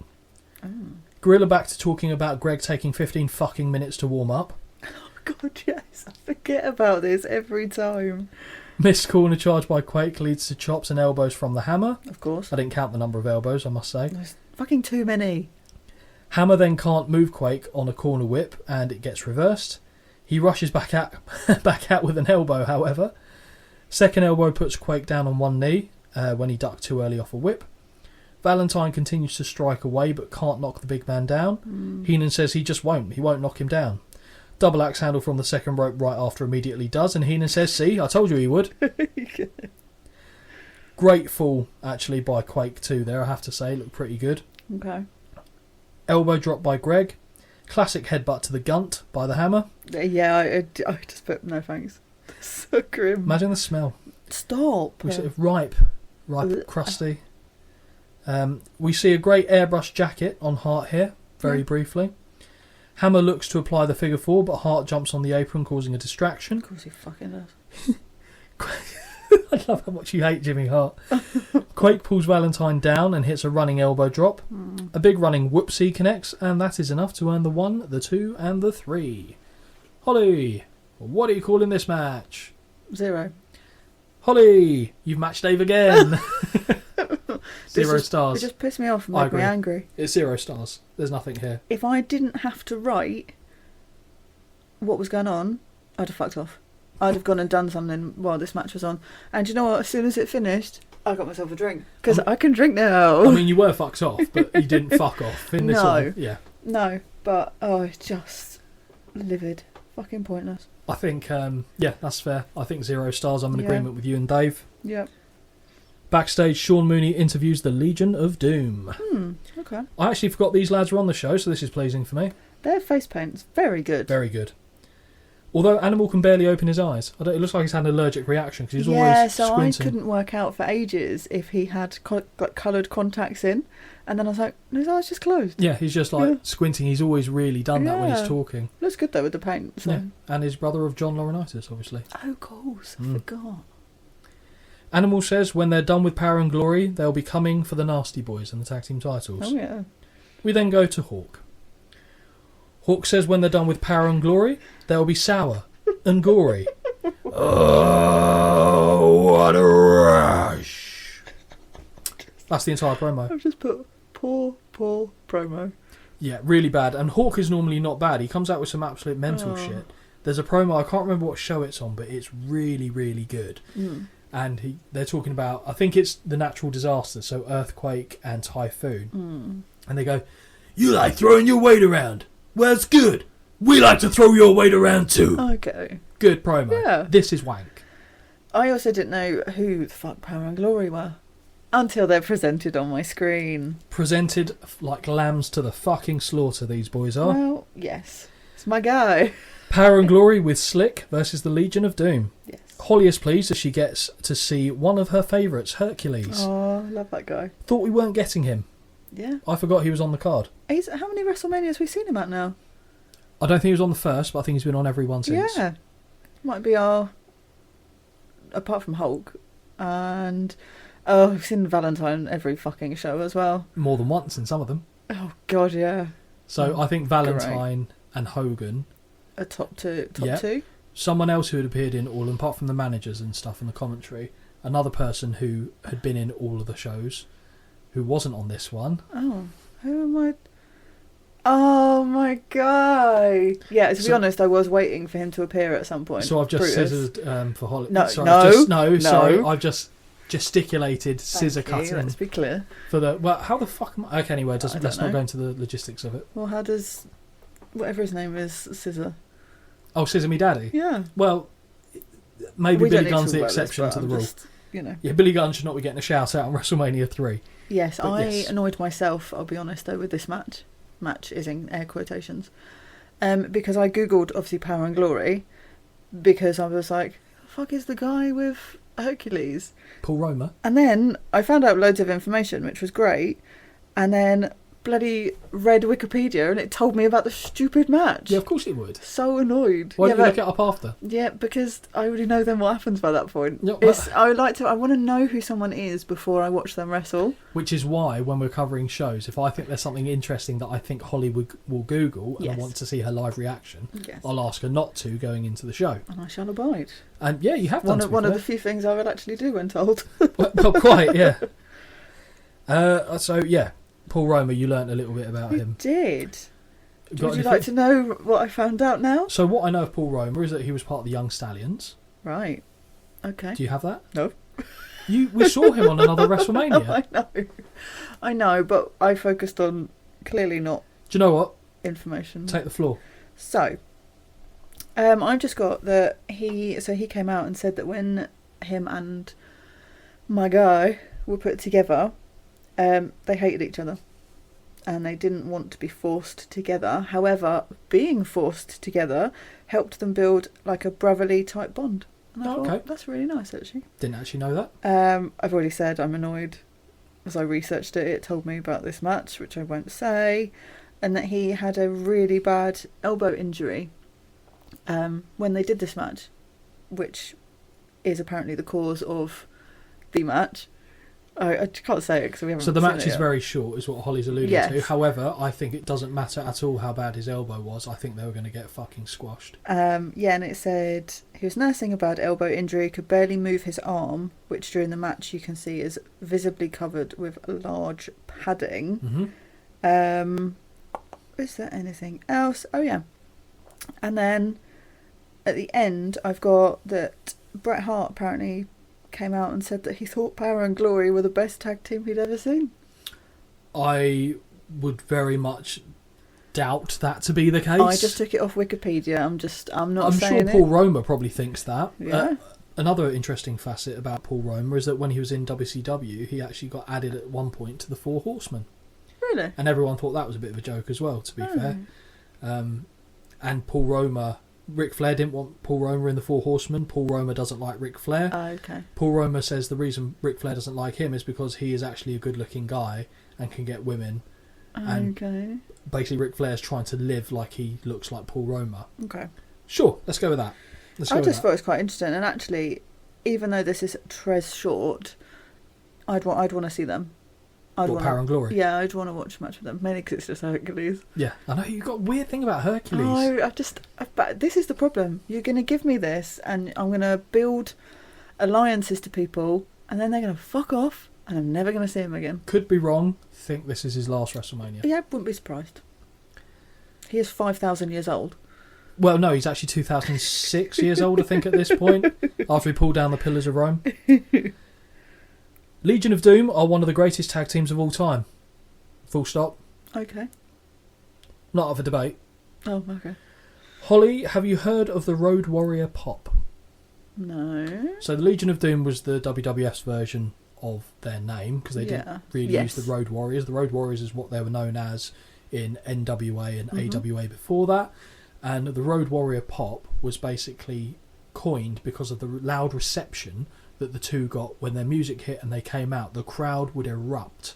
So it's called a Road Warrior pop. They still use that term these days when a crowd gets really loud. You won't hear like them say it on commentary or anything like that, but that is what it's considered to be. Oh. And it's because of as soon as you hear the what on the crowd, just every time. I'm learning new things today. Every time. So, well, before they get introduced, to be quite honest, in the ring, Power and Glory jump them, cutting the Fink off, and the Fink just goes, oh! Yep. And that's it. He's done. Holly will be frustrated that the gear is too similar here. Yes. Yes, it did upset me somewhat. Hawk counters the heels with a double clothesline after being double teamed. Yeah. Herc backdrops Hawk to the floor. Roma body slams Animal. He goes up top but leaps into a tremendous power slam. Yes. Doomsday Device follows in short order to Roma, and Animal covers for the 1, the 2, the 3. This one is done. This is what I mean about the understanding why the match finished the way it did, because Hercules is just on the apron. He doesn't even try and get in. I spotted that. And I was just a bit like, okay, fine. But stay down. As much as I like Hercules, that as well. Just stay out of vision. I think, for me, I think regardless of... I'm sure that factored into how really quick the match was. Yep. I still think the Legion of Doom were going to run him over. Yeah. Oh, because, yeah, I mean, I would have assumed so, but I would have liked to have seen a bit more content. I think the best type of matches you get, as a general rule, from the Road Warriors are these type of short... Because they were basically built their career off squashing teams. Yeah. Which, looking at them, you would expect they would do, to be fair. And funny enough, when a team is really dominant, it shows they win quite easily in a like impressive fashion. They get over. Who'd have thought? Yeah. Like, you think about some of the other people over the years that have got careers off that. Goldberg. Same thing. Yeah. And they kind of built... Don't get me wrong, you still have to have a bit of character, a bit of substance behind it, but that's ultimately the core of the gimmick. Like, we will beat you in less than a minute type thing. Yeah, one thing that the Road Warriors did, specifically Hawk, which I never liked, was that Hawk would no-sell a pile driver. It's not a move that should be no-sold. Yeah, true. He would get hit with a pile driver and just stand right up. Okay. Stupid. Yes. But it was his thing. Okay. So, yeah, if you ever see him get hit by a pile driver, he will stand back up at some point. God. But made the Legion of Doom look like absolute... I was about to say animals, but there was only one animal and one Hawk. Really good. It wasn't a good match, sorry, just to be clear, but it served its purpose for what they needed. What would you score this air quotation match? 0. Bang on with Dave again. I can't. If there's no content, it's just to me it's just skip it. Like, it's an angle. It would never get minuses from me because I don't do that. But it was a time filler for 30 seconds. A minus to me has to anger me. That's the only time I'd consider slipping into. So what minus. WrestleMania is Johnny Knoxville? I don't think that'll get a minus. I fucking love that. Because like there was some interesting things. Yes. Right, we're not going to cover that now. We'll wait till we get to that Mania. But I don't think... I might change my mind when I revisit that. Yeah. But I don't think it will get a minus. Okay. I would agree with you. 0 stars has to be. There's nothing there of substance. But you're now 3 for 3 with Big Dave after being a bit off for a while. Shocking. It's all going to go downhill from here, I'm sure. There's not enough matches really to allow you to go downhill. Ted DiBiase and Virgil package. Mm-hmm. So I mentioned a while back about how Virgil does turn on Ted DiBiase. Happy now. I was Team Virgil all the way here. Yeah, of course. I mean, if you're Team DiBiase, you're a monster. We see the type of jobs that Deebs would get Virgil to do, such as massaging him, sweat mopping off his brow, boot cleaning, and obviously after a while, this just obviously grated Virgil down. He eventually snapped. We see that at the Royal Rumble. We see Virgil crown Deebs with a $1 million title belt, and Piper goes fucking nuts on commentary. Yes. Piper obviously out with a knee injury at this time. This is a real injury? Yeah. Okay. I believe so. I don't think it was... Cool. It might not have been as bad as obviously was being made out here, but I believe there was a genuine injury there. Or, sorry, when I say it wasn't as bad as that, I think it was obviously well enough that they could do stuff with him. Of course, yeah. As we see upcoming shortly. On Superstars, we see a match that Virgil gets a surprise win over Haku. And then another Superstars show that sees Deebs get counted out against a jobber as he argues with Virgil on the outside. Yeah. Piper asks Virgil to spell man, and Virgil says, V-I-R-G-I-L. Close enough. Match. Yes. Ted DiBiase versus Virgil with Rowdy Roddy Piper. Fine. Yeah, lovely. Suit game on point by Deebs, and I love how smug Hot Rod looks at all times as he comes out to his bagpipe music. Okay. Brilliant. Virgil comes out to no music after we hear Roddy go, "Come on, Virgil!" or something. Like, yeah, why did he get no music? Virgil! It's a bit of a shame. Comes out to no music. He eventually did get music, to be fair. But the crowd are going mad for him. Like, really surprisingly mad for him. Which must have felt great. Yes. It just must have felt great for him. Match starts and Deebs looks to Piper and asks if this is serious. He turns straight into a jab. Several, in fact, at this point. Awkward shuffle before a big right from Virgil. Deebs pathetically kicks at the air and has 2 punches countered. Deebs goes for a quick powder. More countered punches, same routine, and Deebs goes out again. You're annoyed. Yeah. Virgil slingshots Deebs back into the ring. Yeah, I like that. And hits a clothesline. The second one sends Deebs over the top to the floor. Mm-hmm. Virgil throws Deebs back into the ring, but walks into a clothesline after a kick to the gut. Really not sure what Deebs runs into here. A fist? Like, he just kind of runs into Virgil and falls down. I don't know what was thrown at all. And I'll be honest, I didn't... Oh, no, I did rewind it, and then I wasn't prepared to rewind it for a second time to work it out. Yeah, a headbutt perhaps, question mark as well. Either way, it was shit. 2 count. Deebs takes another powder. Holly is not enjoying this one at all. No. Deebs complains to the official about the fists. Okay, this annoyed me because I didn't understand it. Because I was like, the ref then talks to Virgil for a large amount of time, and I'm sat there going, but why? I don't understand why. He's basically, because Deebs is saying he keeps throwing closed fists at me. Right. That's illegal. Okay. He's supposed to do forearms. Is this not the same ref that allowed a belt earlier on? I don't think it's the same ref, but it's a valid point. But yeah. Okay, but I didn't really understand it. That was the reason why. Okay, thank you. Virgil instructed not to throw fists and does a half-decent wrestling takedown combo, and Deebs gets annoyed by that. Mm-hmm. Drop toe hold by DiBiase, and he smashes Virgil's face repeatedly into the canvas. Yeah. Virgil eats turnbuckles at this point. Mm-hmm. Back elbow off a whip, and then a clothesline off a second. Pole driver connects. Suplex follows, 2 count.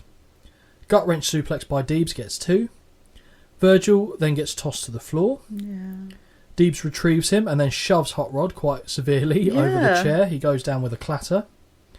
Back in the ring and a nice power slam from Deebs. Piper uses his crutch to lower the rope and Deebs tumbles over. We've seen Fuji do that in the past. Yeah, I've just put here, Like, literally, my comment is, Suspected there was going to be shenanigans. Of course. Deebs now levels Piper with the right and kicks him, but gets counted out. Good. Ted not taking this and puts Virgil in the $1 Million Dream. The bell keeps ringing. Piper cracks the crutch over the back of Deebs, but Queen Sherry saves Deebs and they assault Hot Rod's knee. Why is she in a fucking wedding dress? I don't know. I think it's because she's basically now aligned. She's out of work because obviously she's now going to be King. aligned with MDM, as I refer to MDM. him. He's MDM in all my notes because it's too long to write. Brilliant. That's why I go with Deebs. Yeah, true. But yeah, I didn't understand why she's... So yeah, she's basically aligned herself now with $1 Million Man to keep herself relevant and in the job. Chasing those monies. Basically. Piper wants no help from anyone. The agents will come out, but Virgil shouts, "I'm going to say what you said to me. Get up, Piper!" And then, yeah, Piper does get up. They walk off, helping each other. Mainly Virgil helping Piper. Yeah. I remember really liking that as a kid, I'll be honest. Okay. It's a shit match. Yeah.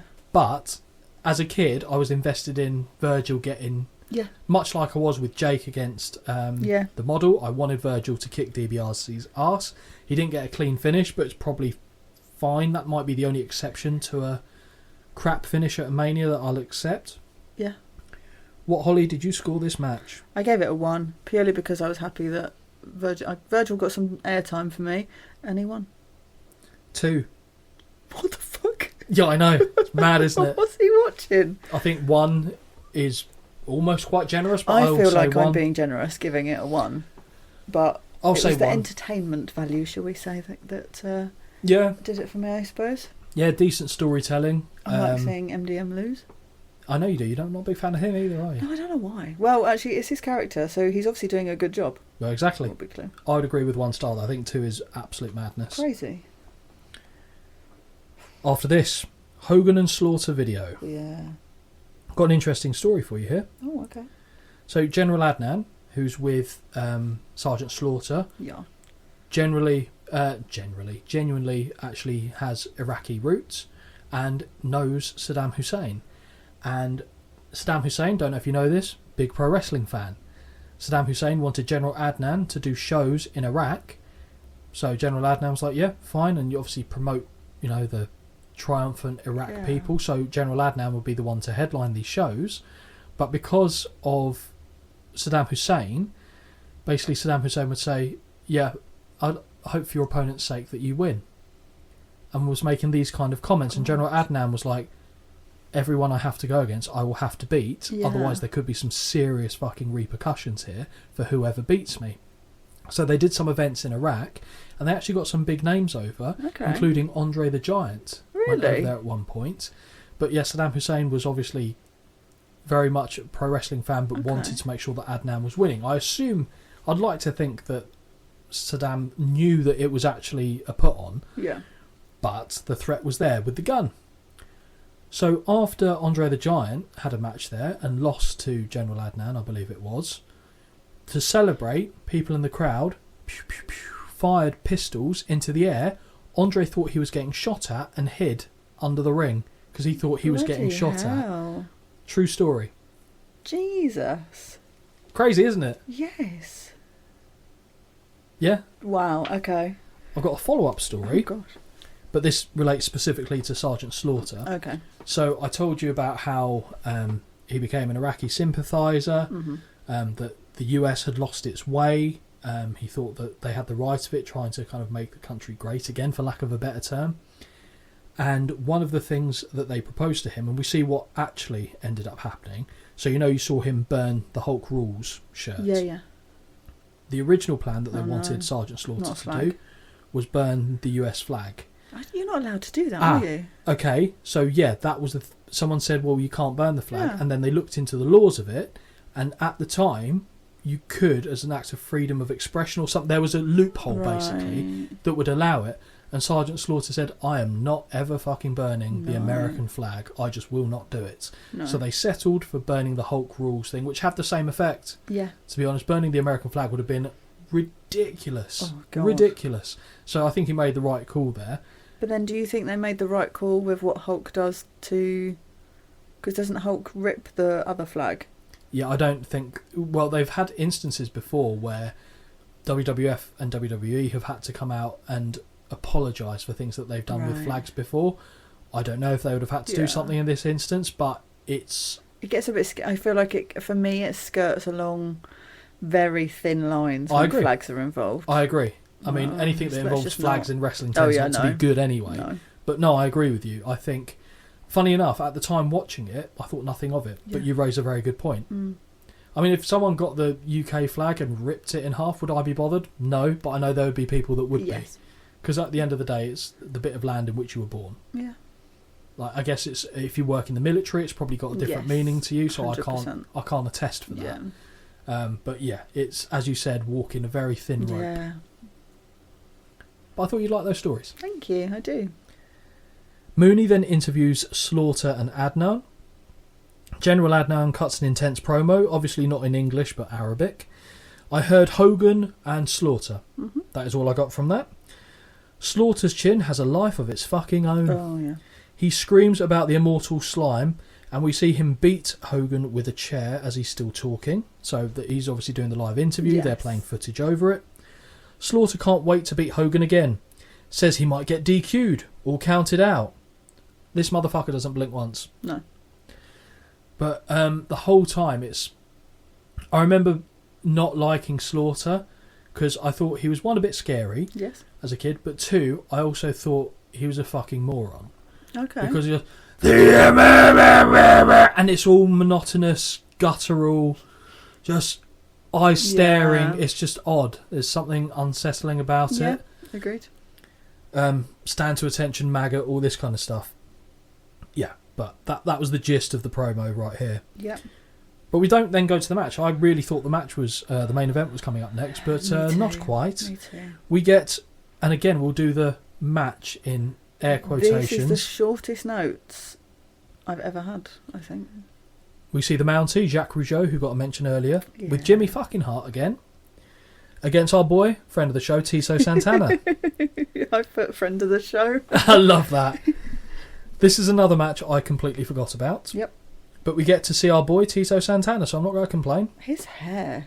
Very... Gosh, luscious locks. Voluminous. Yes. Like a pensioner's telly. It's like a Pantene commercial. As you would say, isn't it just? Side headlock by Tito to start, and he counters Mountie's second leapfrog attempt, which he probably quite liked, I did. with a flying forearm.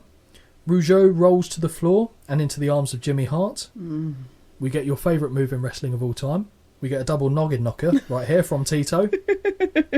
Tito delivering on everything he's doing on this show. Yeah. Back in the ring, and Santana delivers a big atomic drop. Mm-hmm. As the Mountie tries to scurry off, he is handed the cattle prod by Hart. Tito shoves the ref aside and gets tased. 1, 2, 3. Yeah. That one's over. Fucking pointless.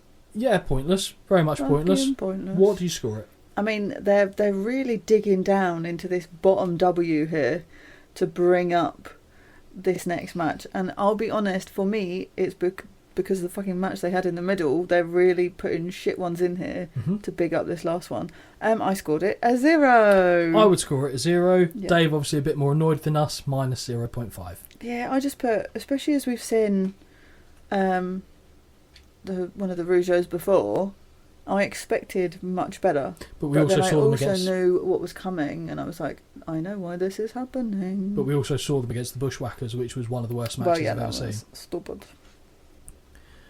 What we should do is when we get to through the first, let's say, 10 WrestleManias, we should do a shorter video and say our favourite matches from the first 10, our least favourite matches, any moments. Nice. Well, that's a good idea, that. Good little shout, so maybe we'll revisit that later. That's just booking on the fly here. Yeah. Mean Gene now interviews Hulk Hogan. Take a big breath. Just take a big breath before you watch this, because this is exhausting. It is intense. Again. Hogan says Slaughter will not be laughing after tonight, but obviously says, well, you're exactly right, Mean Gene. Hogan makes a shit ton of war references at this point. We see footage of Hogan versus Adnan when Slaughter attacked him with the title. Camel Clutch 2, which looked very devastating on old Hulk. Hogan says he's a different Hulkamaniac and has done a 360. I think you mean 180 there, because if you do 360, you're back just where back you in started. the same place. I just couldn't get past as soon as I saw he was wearing his t-shirt and pants. I can't do it. It really hinders me. Hogan rips his shirt off and says, "Oh, say, can you see by the dawn's early light, Sergeant Slaughter?" And then he says, "You'll be the victim of Twilight's last creaming." He says creaming, I shit you Ooh. not. I played it back twice. It's gleaming, big man. What are you doing? No, he's screaming. But you're creaming. And then fucking does. Oh, it's stupid. It is stupid. I do like his promos though, just because they make me laugh. Oh, say can you see? Fucking just make me laugh. Ridiculous. We then get Fink introducing the celebs at ringside. We hear the only Mania music that matters as Regis, Trebek and Marples are introduced. And we see also, as soon as I realised that Marples was a future wife of Trump, as soon as Trump was on camera shot, I just watched him. He does not take his eyes off Marla. Oh, really? Doesn't take his eyes off her. Now it is main event time of the evening, Holly. Thank God. It's the longest. It's not the longest recording we've done, but it's the longest Mania show that we've covered so far. There will be longer. Sergeant Slaughter with General Adnan versus Hulk Hogan for the WWF title. Now I know why they do this, but this immediately surely made you angry that he comes out first. Can I be honest? Not bothered? Not in this one. Cool. I saw it and I thought, ooh, I haven't written that you'd be angry. But I was like, oh, he comes in first. And I was like, but you have to because it's Hulk. Hulk is almost, like I said, the exception to that rule. Yeah. Had they done it the other way, I wouldn't have said anything. No. But also, and I made a very clear point of saying it, fuck me, the military drum roll is agonisingly painful. Because the whole time for Sergeant Slaughter is... Yeah. with nothing else. Yeah. That's it. That's not a theme tune. Fuck off. Fuck yourself. Horrible. Hate it. Honestly, I was listening to it going, stop it. Stop. It must have been like you in the whistle, but I was like fucking getting really smashy. And there was nothing I could take it out on. So it's agonisingly painful. Adnan comes out waving the Iraqi flag. Yep. Cheap heat. You're going to get cheap heat on that. Of course. Hogan comes out waving Old Glory in response. Heenan just goes, I can't hear you! Again on commentary as Gorilla's talking. I'm here for the music, I'll be honest. When it comes crashing down and it hurts inside. I just love it. Great stuff. Great stuff, Bobby. Hulk chases Slaughter and Adnan around the ring to start. As they enter the ring, Hebner steps in between. Because of course he does. He's fucking hell Hebner. He loves the sandwich. He loves the manwich. Hogan keeps slapping Slaughter's finger out of his face. Now, this already I'm getting antsy here. I think because it's so close to the end, I was like, come on. And I literally just put, well, one of you, hurry up and do something. Well, again, you know the time results, so it doesn't matter when they... I know. Okay, fine. Like you think it's going to change when the show actually ends. Yeah, I know. The crowd very loudly chant for Hogan. Of course. Wild collar and elbow sees them go from one corner to another. What have you got? I'm clearly really not focused on here. Hulk just reminds me I need to buy some new fake tan. Love that. What's your brand of choice? Oh, I'm a mishmash. Is that a brand? No. Okay. Body is a different brand to the face. Of course it is. Why wouldn't it be? Yes. Does that not run the risk of two-toning? No, because it's very light. I don't go for a dark tan. Okay, just a base. I'm a pale-skinned girl, so... Aren't we all? Well, not girl, but girl, I'm a pasty bitch. God. Shots fired at myself. Hebner again shoved before Slaughter is overpowered and sent across the ring. Slaughter claims a hair pull because he has hair, obviously. Not a lot. Well, that was the joke. But if I have to, I don't want to mansplain the joke, Holly. No, you mansplain. Yeah, that's the joke. Okay. So after the hair pull, side headlock by Hogan, and we hear as he's got the side headlock in place. Love that. Shoulder tackle sees neither man move, but the second sees Slaughter mangled upside down in the ropes, a bit like the referee bump earlier. Yes. Good sell, I put. I like I'm going to get in there before you steal it off me, the one point I can make. I enjoy the contrast of gear colours. Never was going to mention that. I'm getting it in just in case you did. Obviously Hulk's bright yellow, and then Slaughter is and his skin as well. Camo. Well, it's orange. I'd say it's more mahogany. Mahogany, yeah. Skin. Land of leather. But his hair matches his pants. His hair does match his pants, and apart from later when they go a different colour. Oh, his pants, not his hair. Okay. Yeah, well, his hair a little bit, to be fair. Hogan attacks Slaughter on the floor, but is struck tamely from Adnan, who he begins to choke, which I quite liked. Really delicate padded chair shot by Slaughter, and Hogan is having none of it. I'm sorry, should we not have DQ'd him? Well, they make reference, and I'm glad you brought that up, where they were talking about it being like Sergeant Slaughter's rules. But in the promo, Sergeant Slaughter said he could get himself disqualified, he could get himself counted out. Yeah. Well, apparently not. Yeah. So that, again, So I assume it means he can break the rules, but Hogan can't. But then you can't get yourself disqualified, can you? So I don't know, but I thought the same thing. Slaughter then backs off after the tame chair shot. In the ring, still begging off. Slaughter rakes the eyes and makes Hogan eat buckles. We get a USA chant at this point. Of course. Back elbow off a whip drops Hulk. Slaughter air stomps Hogan's fingers. He misses by a mile. Hogan doesn't sell it. No. Pair of knee drops, but elbow misses. Hogan, up shaking his head. Right hands and a running clothesline from the Immortal One. Adnan takes a right for good measure. Atomic drop by Hogan gets 2. On the floor briefly, and Hulk back rakes the champ, which is just ridiculous. Back in the ring once more. Running elbow from Hogan gets a 2. Slaughter towards the buckles and the ring post. Corner whip and backdrop from Hulk. Sorry. Yep. No drink in there, sorry. Oh, you didn't say... Oh, right, no. I thought you wanted to... No, I just realised I missed it. I've reading my notes along as you're going, and I was like, oh shit. Missed it. Corner whip and backdrop from Hulk. Second, sees Slaughter go gut first, and Hogan... What? Backdrop from Hulk. Second, sees Slaughter go gut first, and Hogan follows with a running knee to the back. Do you get dropped on the corner? So how can you go gut first on a buckle on a backdrop? I don't know. Answer on the back of a postcard. Catapult from the Hulkster sees the champ eat more ring post. Nice. Drink. There it is. Mounted Sesame Street punches. But he only does 8, which I don't understand. Well, you don't have to go to 10. No, you do in my head. Okay. Corner clothesline from Hogan. Corner Sesame Street punches now. Near fall. Hogan goes to the second rope. Adnan grabs the ankle, but I think he's gone too early here. Because Hulk just looks at him and he lets it go straight away. Because either way, like I said, it's disregarded because Axe Handle kind of hits, but Slaughter punches the gut too. It's a bit of a mess. Yeah. Eye rake by Hulk this time. Mm-hmm. Body slam and 2 elbow drops. Hogan goes up top, but Adnan is again on the ankle. This is the spot he was supposed to do it. Yeah.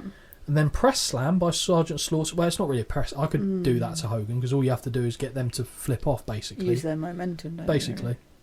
Hulk clothesline to the floor now. Yeah. Steel chair to the back of the challenger. Mm. Choking with the camera cable. Mm. Hogan chant. Again, DQ is what you're thinking. I've just put, hang on. In what world do you only get a DQ if you're now inside the ring? You can do what you like outside the ring, but inside? I was confused. All fair points. Hogan chant as they go back into the ring. Mm-hmm. Slaughter working over the back of the challenger. Backbreaker. Yeah. 2 count, but Slaughter celebrates, thinking he's won. The referee rips his hands down. Fucking ridiculous. Stomps to the back. Boston Crab now applied. And then I've got here, the moron doesn't grab the fucking ropes for an age, even though he's right next to it. Thank you. And what point is he trying to prove here? Stubborn that you could outpower it, but then he grabs the ropes anyway. Grab it straight away. So he looks stupid. Like, it's just a waste of time. Again, Slaughter celebrates. Knees to the back. Slaughter with the top rope stomp to the back. I've never seen that before, by the way.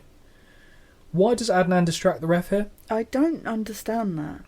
2 count because Sergeant Slaughter's got the pin. Yeah, I've literally put the exact same thing. Why is the ref being distracted when he could have just had the pin? Like, it doesn't make sense, and I do wonder if this guy has just had a mare with his fucking timing. Chair shot to Hulk, and we have colour. Yes, we do. Blade, I'm assuming, because it's rather a lot of blood. And it's quite a good blade job, if you see it, because the only time because I tried to work it out, because I remember Hulk bled in the match. Yes. And I was thinking, we're running out of time here. When does he do it? And you see after the chair hits him, he just does this once. Oh, I see. Very quickly. Proper just... But it looked reckless the way he did it, I'll be honest. And I think that's why he gushes a bit more than he intended. Yeah, it's a lot of blood. Because you see him just swipe at his head once. Mm-hmm. Only a 2 count from that, though. A very slow count of 2, though. Clothesline by the champ, and the camel clutch, the dreaded camel clutch, is locked in. Mm. So much blood. Mm-hmm. More stomps. Hold is reapplied. Mm-hmm. Hogan powers out, but is run into the buckles. Yeah. Hogan has the Iraqi flag draped over him, which I thought was actually quite a good spot, and is covered for 2. Hulk up time, baby. Yeah. Mania-sized Hulk up. He rips the flag, which is the point you mentioned earlier. Crowd are going absolutely batshit. Big boot, leg drop, cover. 1, 2, 3. New champ. However, I love the fact that Slaughter tries to kick out just after the 3, like Hulk would, and did against Warrior. Yes. Sergeant Slaughter trying to keep some of his heat, brother.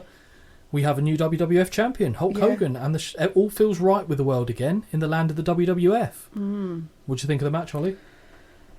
Can I be honest? Please. This wasn't the main event for me. I think I know the answer, but what was the main event? It was Savage, and Warrior by far for me exceeded this. By far. I don't think anyone would argue you. Yeah. Well, they can if they like. No, I genuinely don't think anyone would argue that. that. Opinion. What would you score it? I gave it 3.25. So 0.75 off of what I gave Randy and Savage. Randy and Savage. No, I was going to say something horrendous. Something was missing for me. It was all very in, out, shake it all about. Okie dokie. Yeah, and I get it. And I knew, I didn't know the result, but as soon as I knew this match was happening, I was like, well, I know how it's going to finish. Yeah. And for me, that does kind of ruin it a little bit. But not my favourite Hulk match.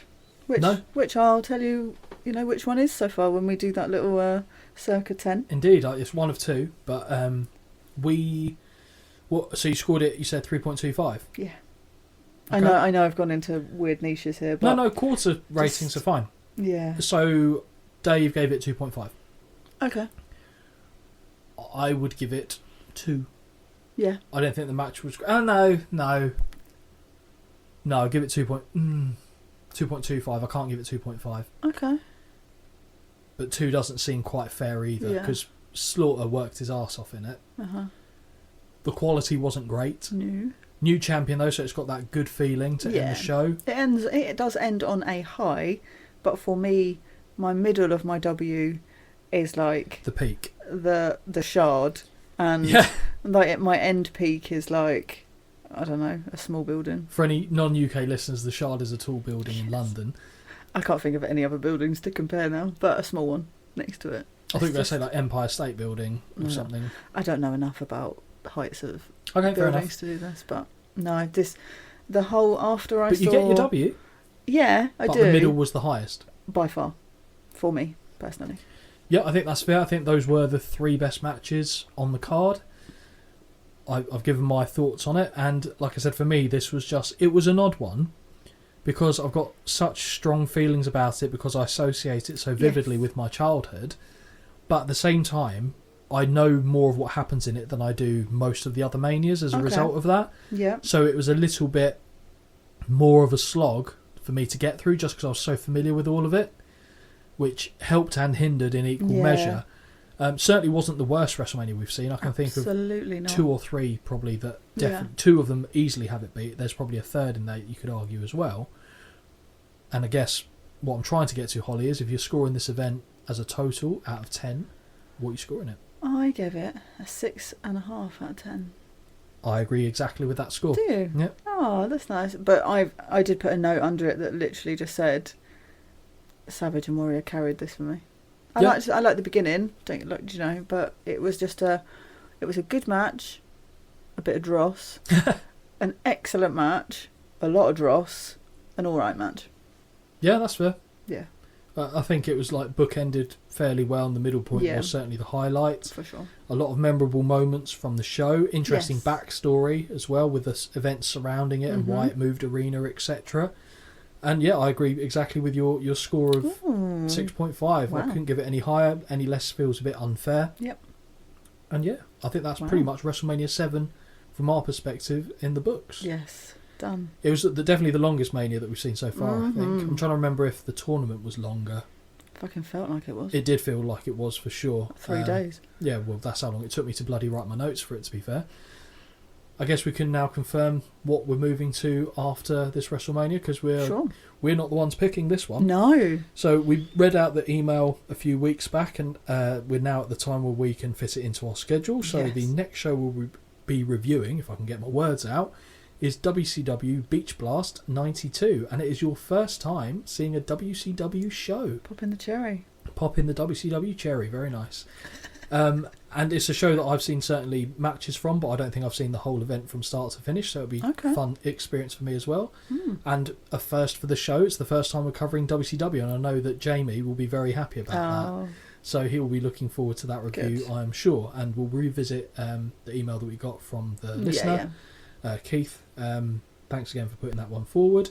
And we'll also remind people on the socials about what the upcoming show is, so that anyone who's got thoughts on it, write into us, tell us your thoughts, because not only will I read it, all the good ones, which I'm assuming they all would be if you're writing in about the show, I will read out on the air as we're doing the review, and that goes the same for any of our shows. Trying to get in the habit of confirming what that is on YouTube before we do it, so that we can get some of that interaction from people that want to contribute. Of course.